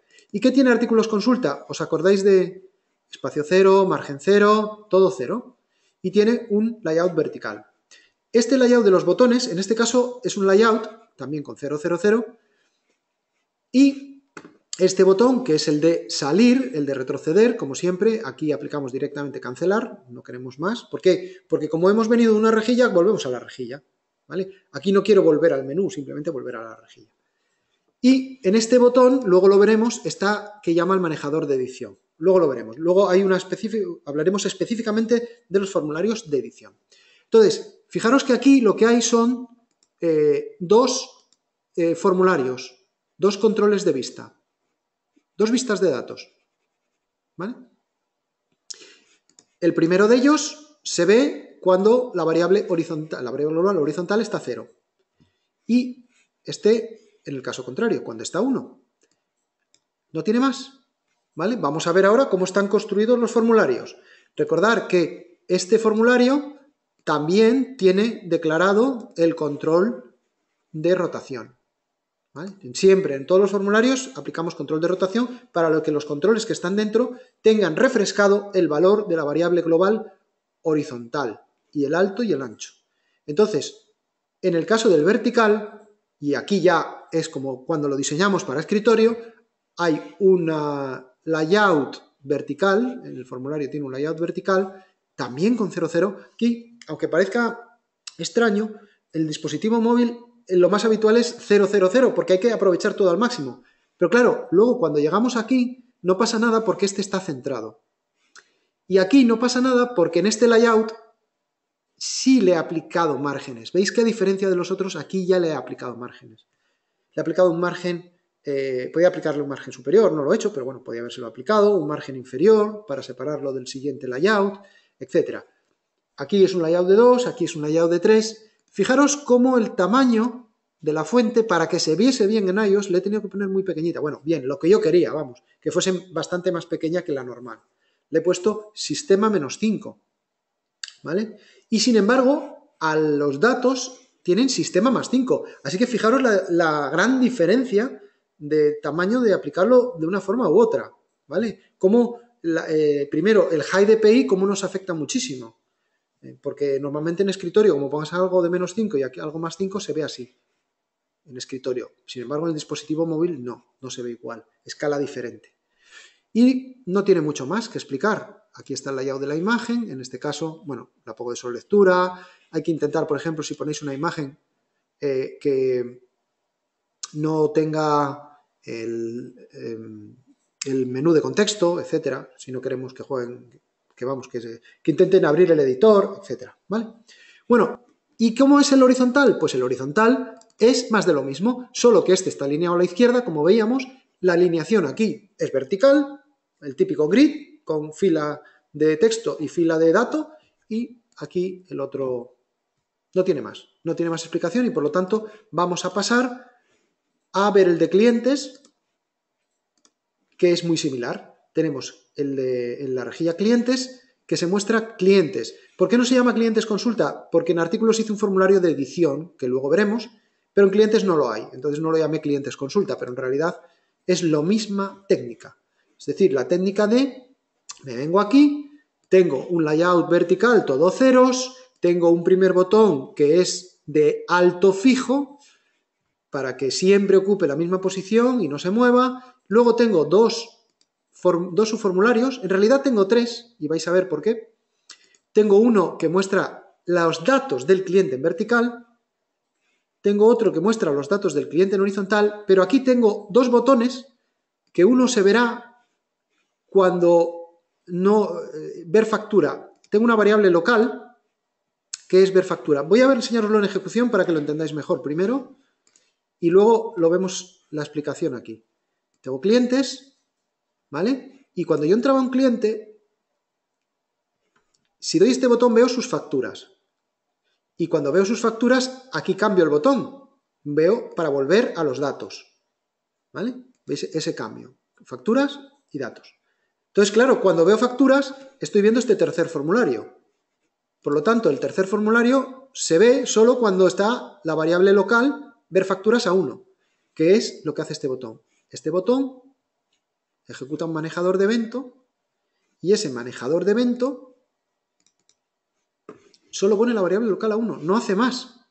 Pero con esa variable local a 1, este es el que se hace visible. Y estos dos desaparecen.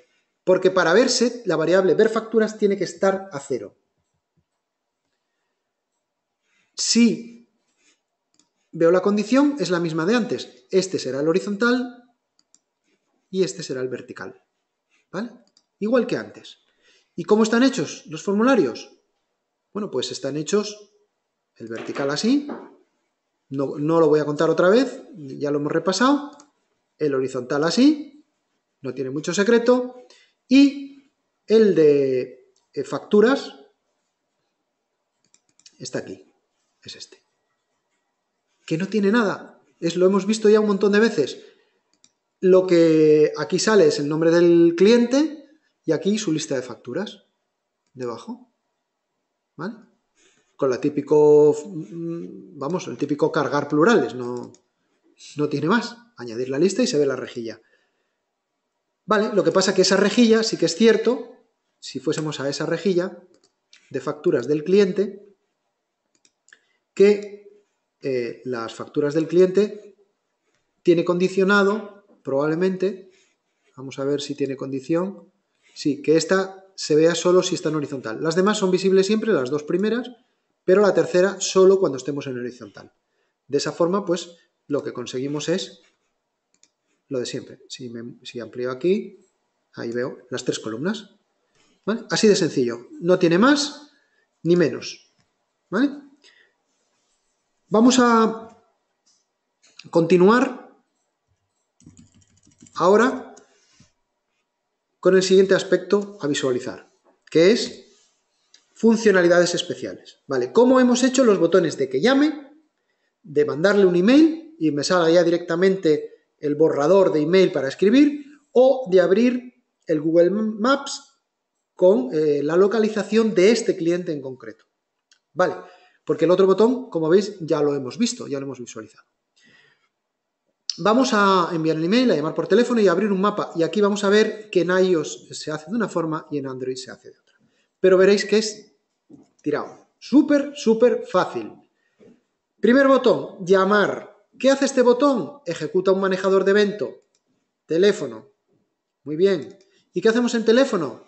Bueno, pues si el teléfono está vacío, no está vacío, perdón, si hay un teléfono escrito, ejecuto documento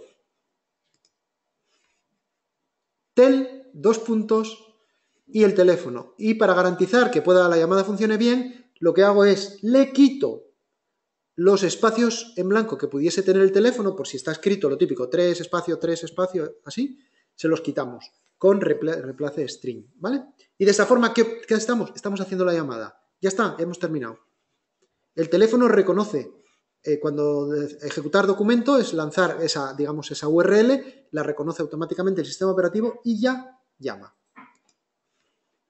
Así de sencillo. Vamos a ver el siguiente. ¿Cómo envío un correo?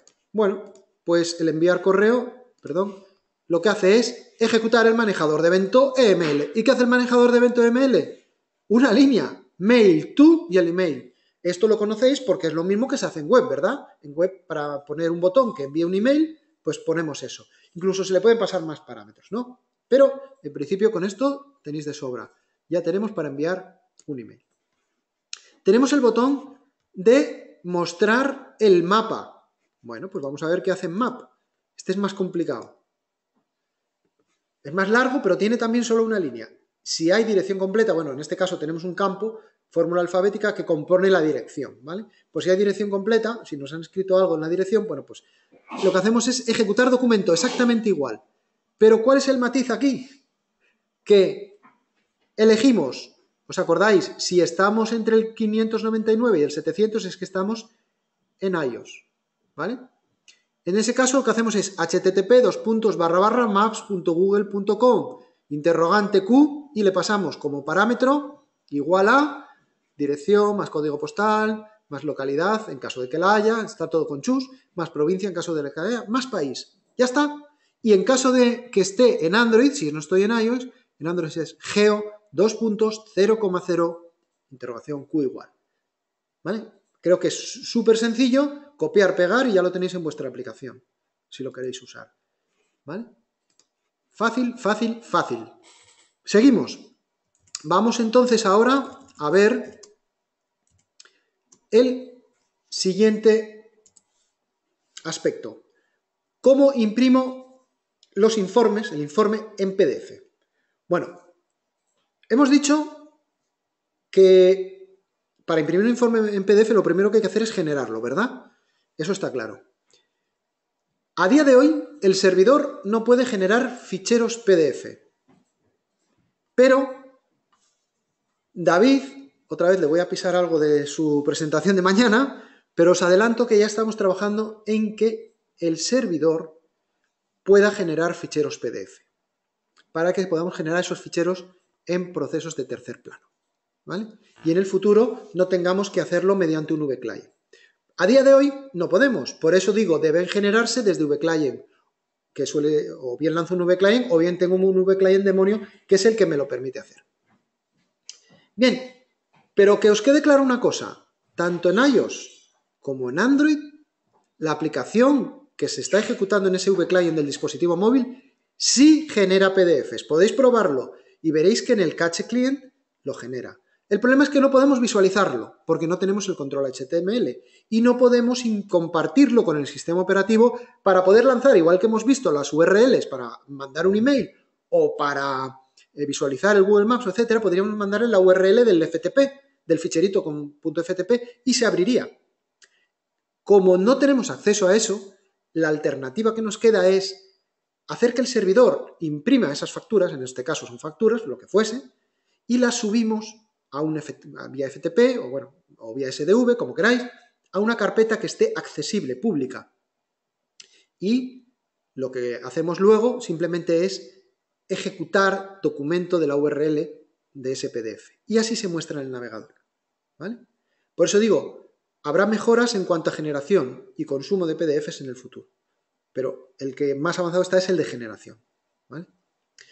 Vamos a verlo, como hacemos siempre, en nuestro ejemplo. ¿Dónde lo mostrábamos? Había un formulario de facturas, ¿verdad?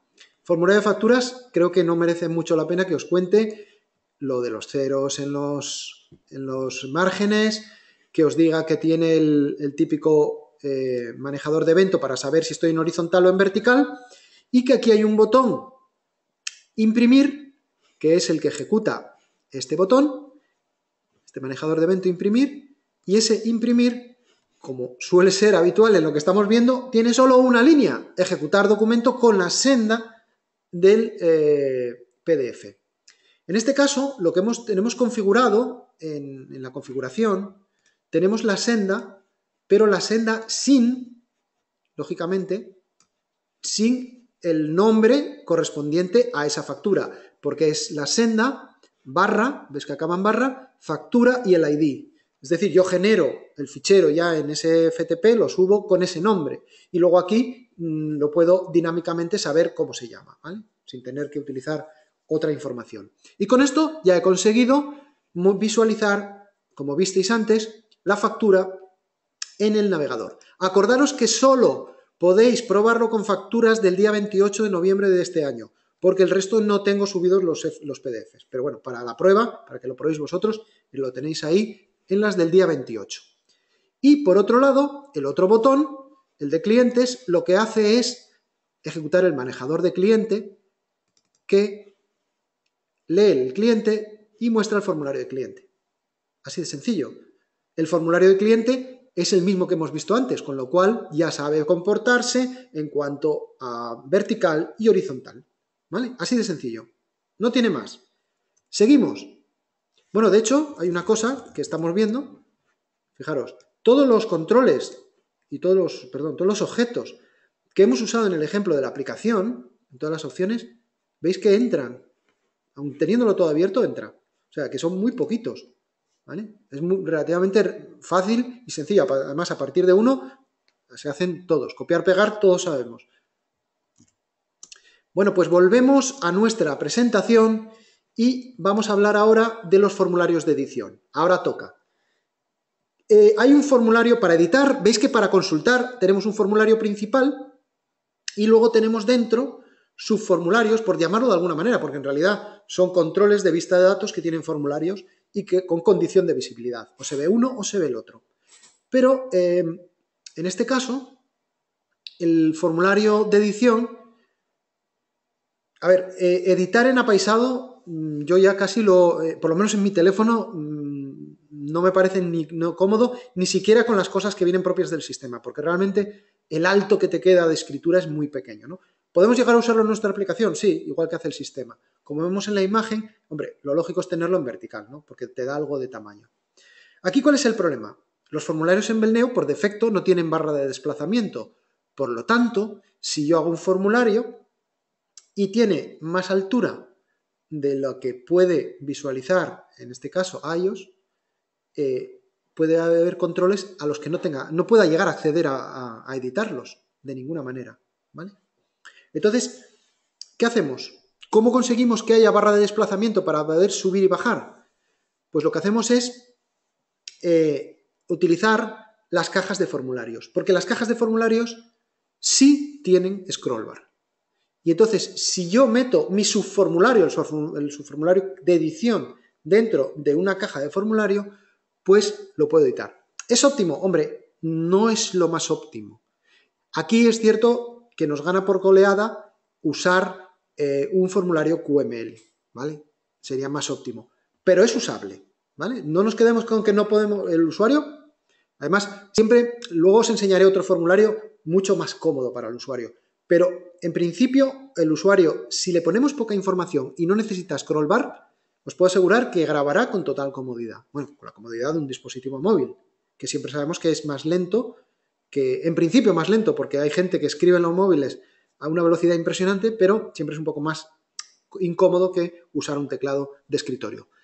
Y lo digo, para evitar scroll bar, lo mejor es, en lugar de usar muchos controles en el mismo formulario, usamos pocos controles que no haya necesidad de scroll bar y utilizamos técnica de asistente, de ir pasando por varios formularios. Y aquí voy a comentaros el tema del localizador, es decir, veis que al campo familia, donde pone turismo, está el localizador. Voy a explicaros simplemente en el localizador la característica de que conviene que los índices no sean automáticos, ¿vale?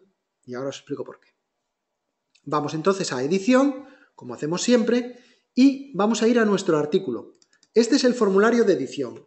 Como siempre, ni espacio ni márgenes.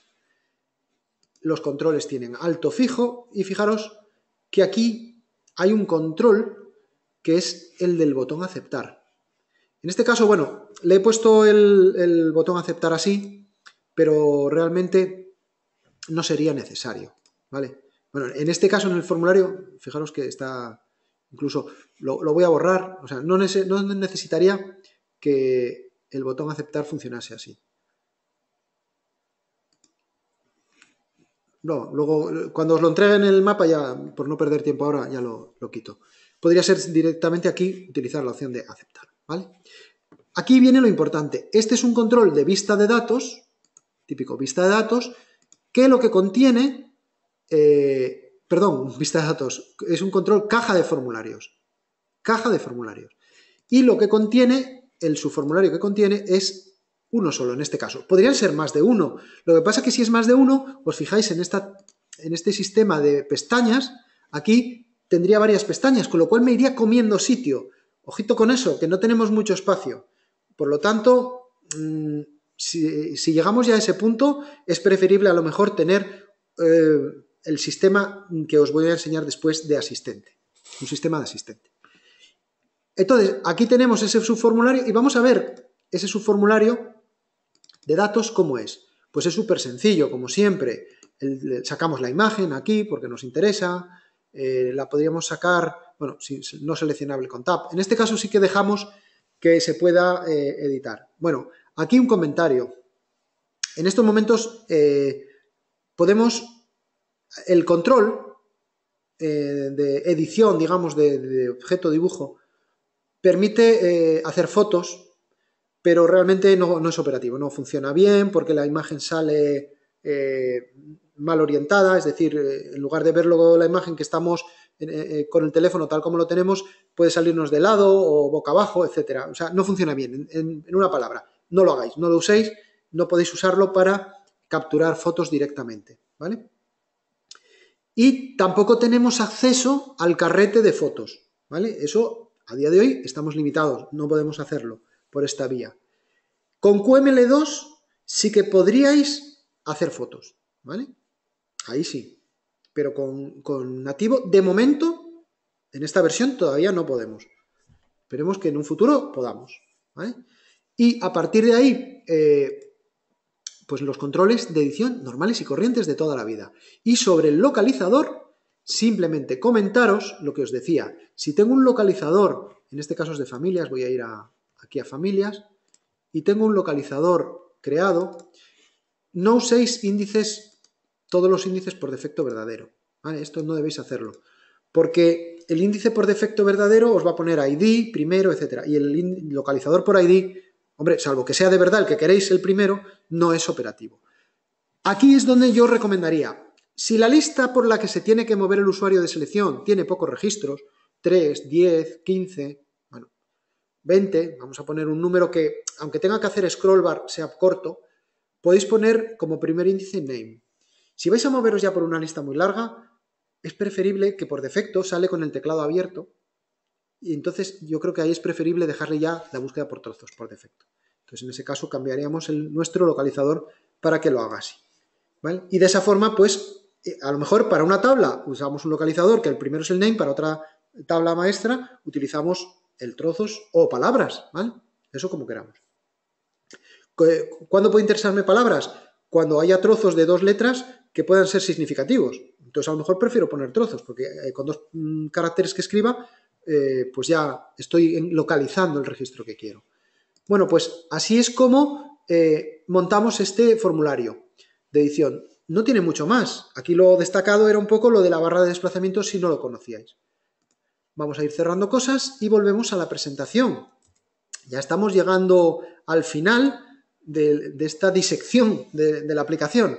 Vamos a ver ahora un formulario de grabación, pero esta vez vamos a ver un formulario de grabación con realmente, como yo creo que deberían de ser, ¿no? No como el que he hecho ahora, que lo he hecho, funciona, pero simplemente era más por enseñaros cómo se puede hacer el tema de la barra de desplazamiento. Yo creo que los formularios de grabación tienen que ser muy cómodos para el usuario. Y el asistente de pasos, paso a paso, es muy intuitivo, muy sencillo. Entonces, ¿cómo es un formulario de grabación por pasos? Lo vamos a ver ahora, bueno, lo hemos visto antes, vamos a ver ahora cómo se crea. Y lo importante aquí, yo la frase con la que me quedaría es evitar al máximo el uso del teclado. ¿Vale? Y vamos a ver que ahí, por ejemplo, podríamos haber usado el teclado para pedir la cantidad y lo hemos evitado. Se lo hemos evitado al usuario. Bueno, pues vamos a verlo, este formulario. Primero voy a ejecutarlo otra vez para que recordéis cómo era. Nos veníamos aquí y vamos a factura, no sé si os acordáis, bueno, voy a ponerlo en vertical porque prácticamente está diseñado para... Funciona perfectamente en horizontal también, ¿eh? No hay ningún problema. Aquí puedo elegir la fecha, ¿vale? Puedo, lo típico, cambiar de mes, ponerme en una fecha que quiera, avanzar, retroceder, avanzar, no pasa nada, no se pierde la información, seleccionar el que yo quiera, punto del motor, avanzar, elegir el coche que yo quiera, ¿vale? Puedo retroceder otra vez, puedo volver hasta el principio, puedo volver a avanzar, no he perdido nada de información y cuando llego al final, si doy para atrás, menos de 1 no me va a dejar, pero más de 1 todos los que yo quiera. Y al botarle al botón, he grabado. Y lo que ha hecho es volver por si quiero seguir grabando más, ¿vale? Lo que ha hecho es, no es que se haya perdido nada, esa ya está grabada y vamos a por la siguiente. Podría haber mostrado alguna información de que ya está registrada o no, bueno, eso ya son mejoras. Si voy ahora a facturas, ahí está la factura que acabamos de grabar de 10 Mercedes CLA, ¿vale? ¿Esto cómo está hecho? Bueno, pues vamos a repasarlo. Pero esto, si os dais cuenta, ya no tiene ningún secreto. Esto sabéis hacerlo en escritorio, es exactamente igual que lo haríais para escritorio. La acción que se lanza este formulario. Este formulario tiene 4 botones. El primero de ellos solo está visible cuando estamos en el paso 0, el primero. Este solo está visible en el último paso, el paso 3. Este está visible mientras el paso sea mayor que 0, porque mientras esté en el 0 no tiene sentido ir para atrás. Y este está visible mientras el paso sea menor que 3. ¿Vale? Lo que ocurre que además le he puesto una condición. Oye, pero además, como en el paso 1 tengo que seleccionar un cliente, que no me deje avanzar, que no esté activo, hasta que el paso 1 tenga cliente seleccionado y hasta que el paso 2 tenga artículo seleccionado. ¿Por qué? Porque yo lo que he hecho es que cuando seleccionas en la rejilla, en esas rejillas de selección, vamos a verlas. A ver, artículos, clientes el, tenemos declarado que cuando cambia la selección se ejecute el evento que lo que hace es guardarme el ID y el nombre del cliente seleccionado en las variables globales que os enseñaba al principio de todo. Y de la misma forma, si en la rejilla de artículos sell, pues tengo lo mismo, que cuando cambie el seleccionado me guarde el código del artículo y el nombre del artículo, ¿vale? Esto estamos hartos de hacerlo en Belneo, es muy habitual guardarme la información. No en variables globales a lo mejor, pero bueno, yo para no complicarlo más lo he hecho con variables globales para que veáis de forma sencilla cómo se hace. Se podría haber hecho también con variables locales en este caso, ¿vale? No habría ningún problema. Ahora bien, ya que tengo condicionados los botones, aquí lo que hay es una pila de formularios. De hecho, hemos tocado ya todo, vistas, cajas y pilas. Una pila de formularios, acordaros que es un objeto contenedor de otros formularios, en este caso tiene 4 formularios contenidos. El primero es el de facturas de venta, fecha, el segundo cliente, el tercero artículo y el cuarto resumen. Bueno, muy bien. ¿Y entonces cómo funciona esto? Por defecto, ¿cuál sale cuando entramos? El 0. Entonces, este formulario, en el pre-ini, hace lo siguiente. Dice, mira, cuando entro en el formulario, le pongo como fecha por defecto hoy, y a partir de ahí limpio todos los datos. Y la cantidad le pongo a 1, porque por defecto sé que voy a vender 1. Bueno, muy bien. Una vez que he conseguido eso, cuando yo selecciono la fecha, lo que hago es pulsar el botón siguiente. Cuando pulso el botón siguiente, siempre se dispara el manejador de evento botón siguiente. ¿Y qué pasa en el botón siguiente? Pues que dice, si estoy en el paso 0 no hago nada. ¿Vale? Bueno, lo primero que hace es, si el paso es menor que 3, le sumo 1. Y si no, lo dejo en 3. Es decir, no puedo avanzar más del 3. Simplemente es un control de seguridad. Si estoy en el paso 1, activo el subcontrol, porque este objeto se llama asistente, lo he llamado así, y lo que activo es, aquí se puede elegir cualquiera de los formularios que tiene. Bueno, pues si el paso 1 paso a cliente, si el paso es paso 2, le voy a artículo, y si el paso es paso 3 va a resumen. Es decir, simplemente le sumo 1 y voy al paso que corresponda. ¿Vale? No tiene más. Así de sencillo. ¿Y el botón anterior qué hace? Pues si es mayor de 1, le resto 1 y si no lo pongo a 0. O sea, menos del paso 0 no voy a dejar y si no, siempre que pueda el resto. Si estoy en el paso 0 muestro la fecha, si estoy en el paso 1 muestro el cliente, el formulario de cliente, y si estoy en el paso 2 muestro el formulario de artículo. No, tiene más. Así de sencillo. Si vamos ahora a los formularios de fecha, veréis que no tiene absolutamente nada, salvo el control de rotación, por si quisiésemos hacer algo. El de cliente muestra una rejilla sin márgenes para que se vea bien, también con el control, pero no tenemos nada. ¿Por qué? Porque la propia rejilla, acordaros que cuando cambiaba el seleccionado, me lo modifica en una variable global. Este exactamente igual, no hace nada. El único evento es el de control de rotación. Y por último, el de resumen, hombre, este sí tiene algo más. Y aquí lo importante, lo destacable, es esos botones menos y más. ¿Podríamos haber hecho un botón que fuese seleccionable? De hecho, es seleccionable, no le he quitado que no lo sea. Hombre, pero es más cómodo pulsar más que no hacer clic, que me aparezca el teclado y tener que ponerlo en numérico y ponerle, o si, aunque me salga numérico, pulsar en esas teclas que son más pequeñas. Es más incómodo. A esto es con lo que me refiero, evitar el uso del teclado en la medida de lo posible. Así directamente, aquí hay un botón más y un botón menos, que es lo que ejecutan en el manejador de evento de cada uno de estos botones. Y como podéis suponer, pues es muy, muy sencillo. Si pulso el botón menos, la cantidad es la cantidad. Si es menor que 2, pongo un 1 ya fijo, y si no, la cantidad menos 1. Y el de más, pues sumo 1, sin más, no le he puesto límite, ¿vale? No le controlo el límite. Y ya está, no tiene más este formulario. ¿Qué pasa? Que cuando finalizamos, el principal es el que se encarga de grabar. Ese botón aceptar lo que hacía era guardar, ¿vale? Y no tiene más. Ya hemos terminado un formulario de grabación. Evidentemente podéis decir, hombre Jesús, pero en una grabación podría haber hecho algo más complicado, como por ejemplo que cuando me puedan grabar varios artículos. Vale, perfecto. Yo podría haber hecho que cuando aquí selecciono el artículo, selecciono el cliente, selecciono el artículo, después podría tener dos botones. Podría tener el botón de más artículo y el botón de continuar siguiente paso. Y si le voy al más, pues elegiría otro artículo y así sucesivamente iría rellenando. Y al llegar aquí, ¿vale? Es decir, podría haberlo hecho de otra forma. Con lo cual, quiero deciros, pero siempre evitando que el usuario, en la medida de lo posible, tenga que usar el teclado para que la grabación sea rápida.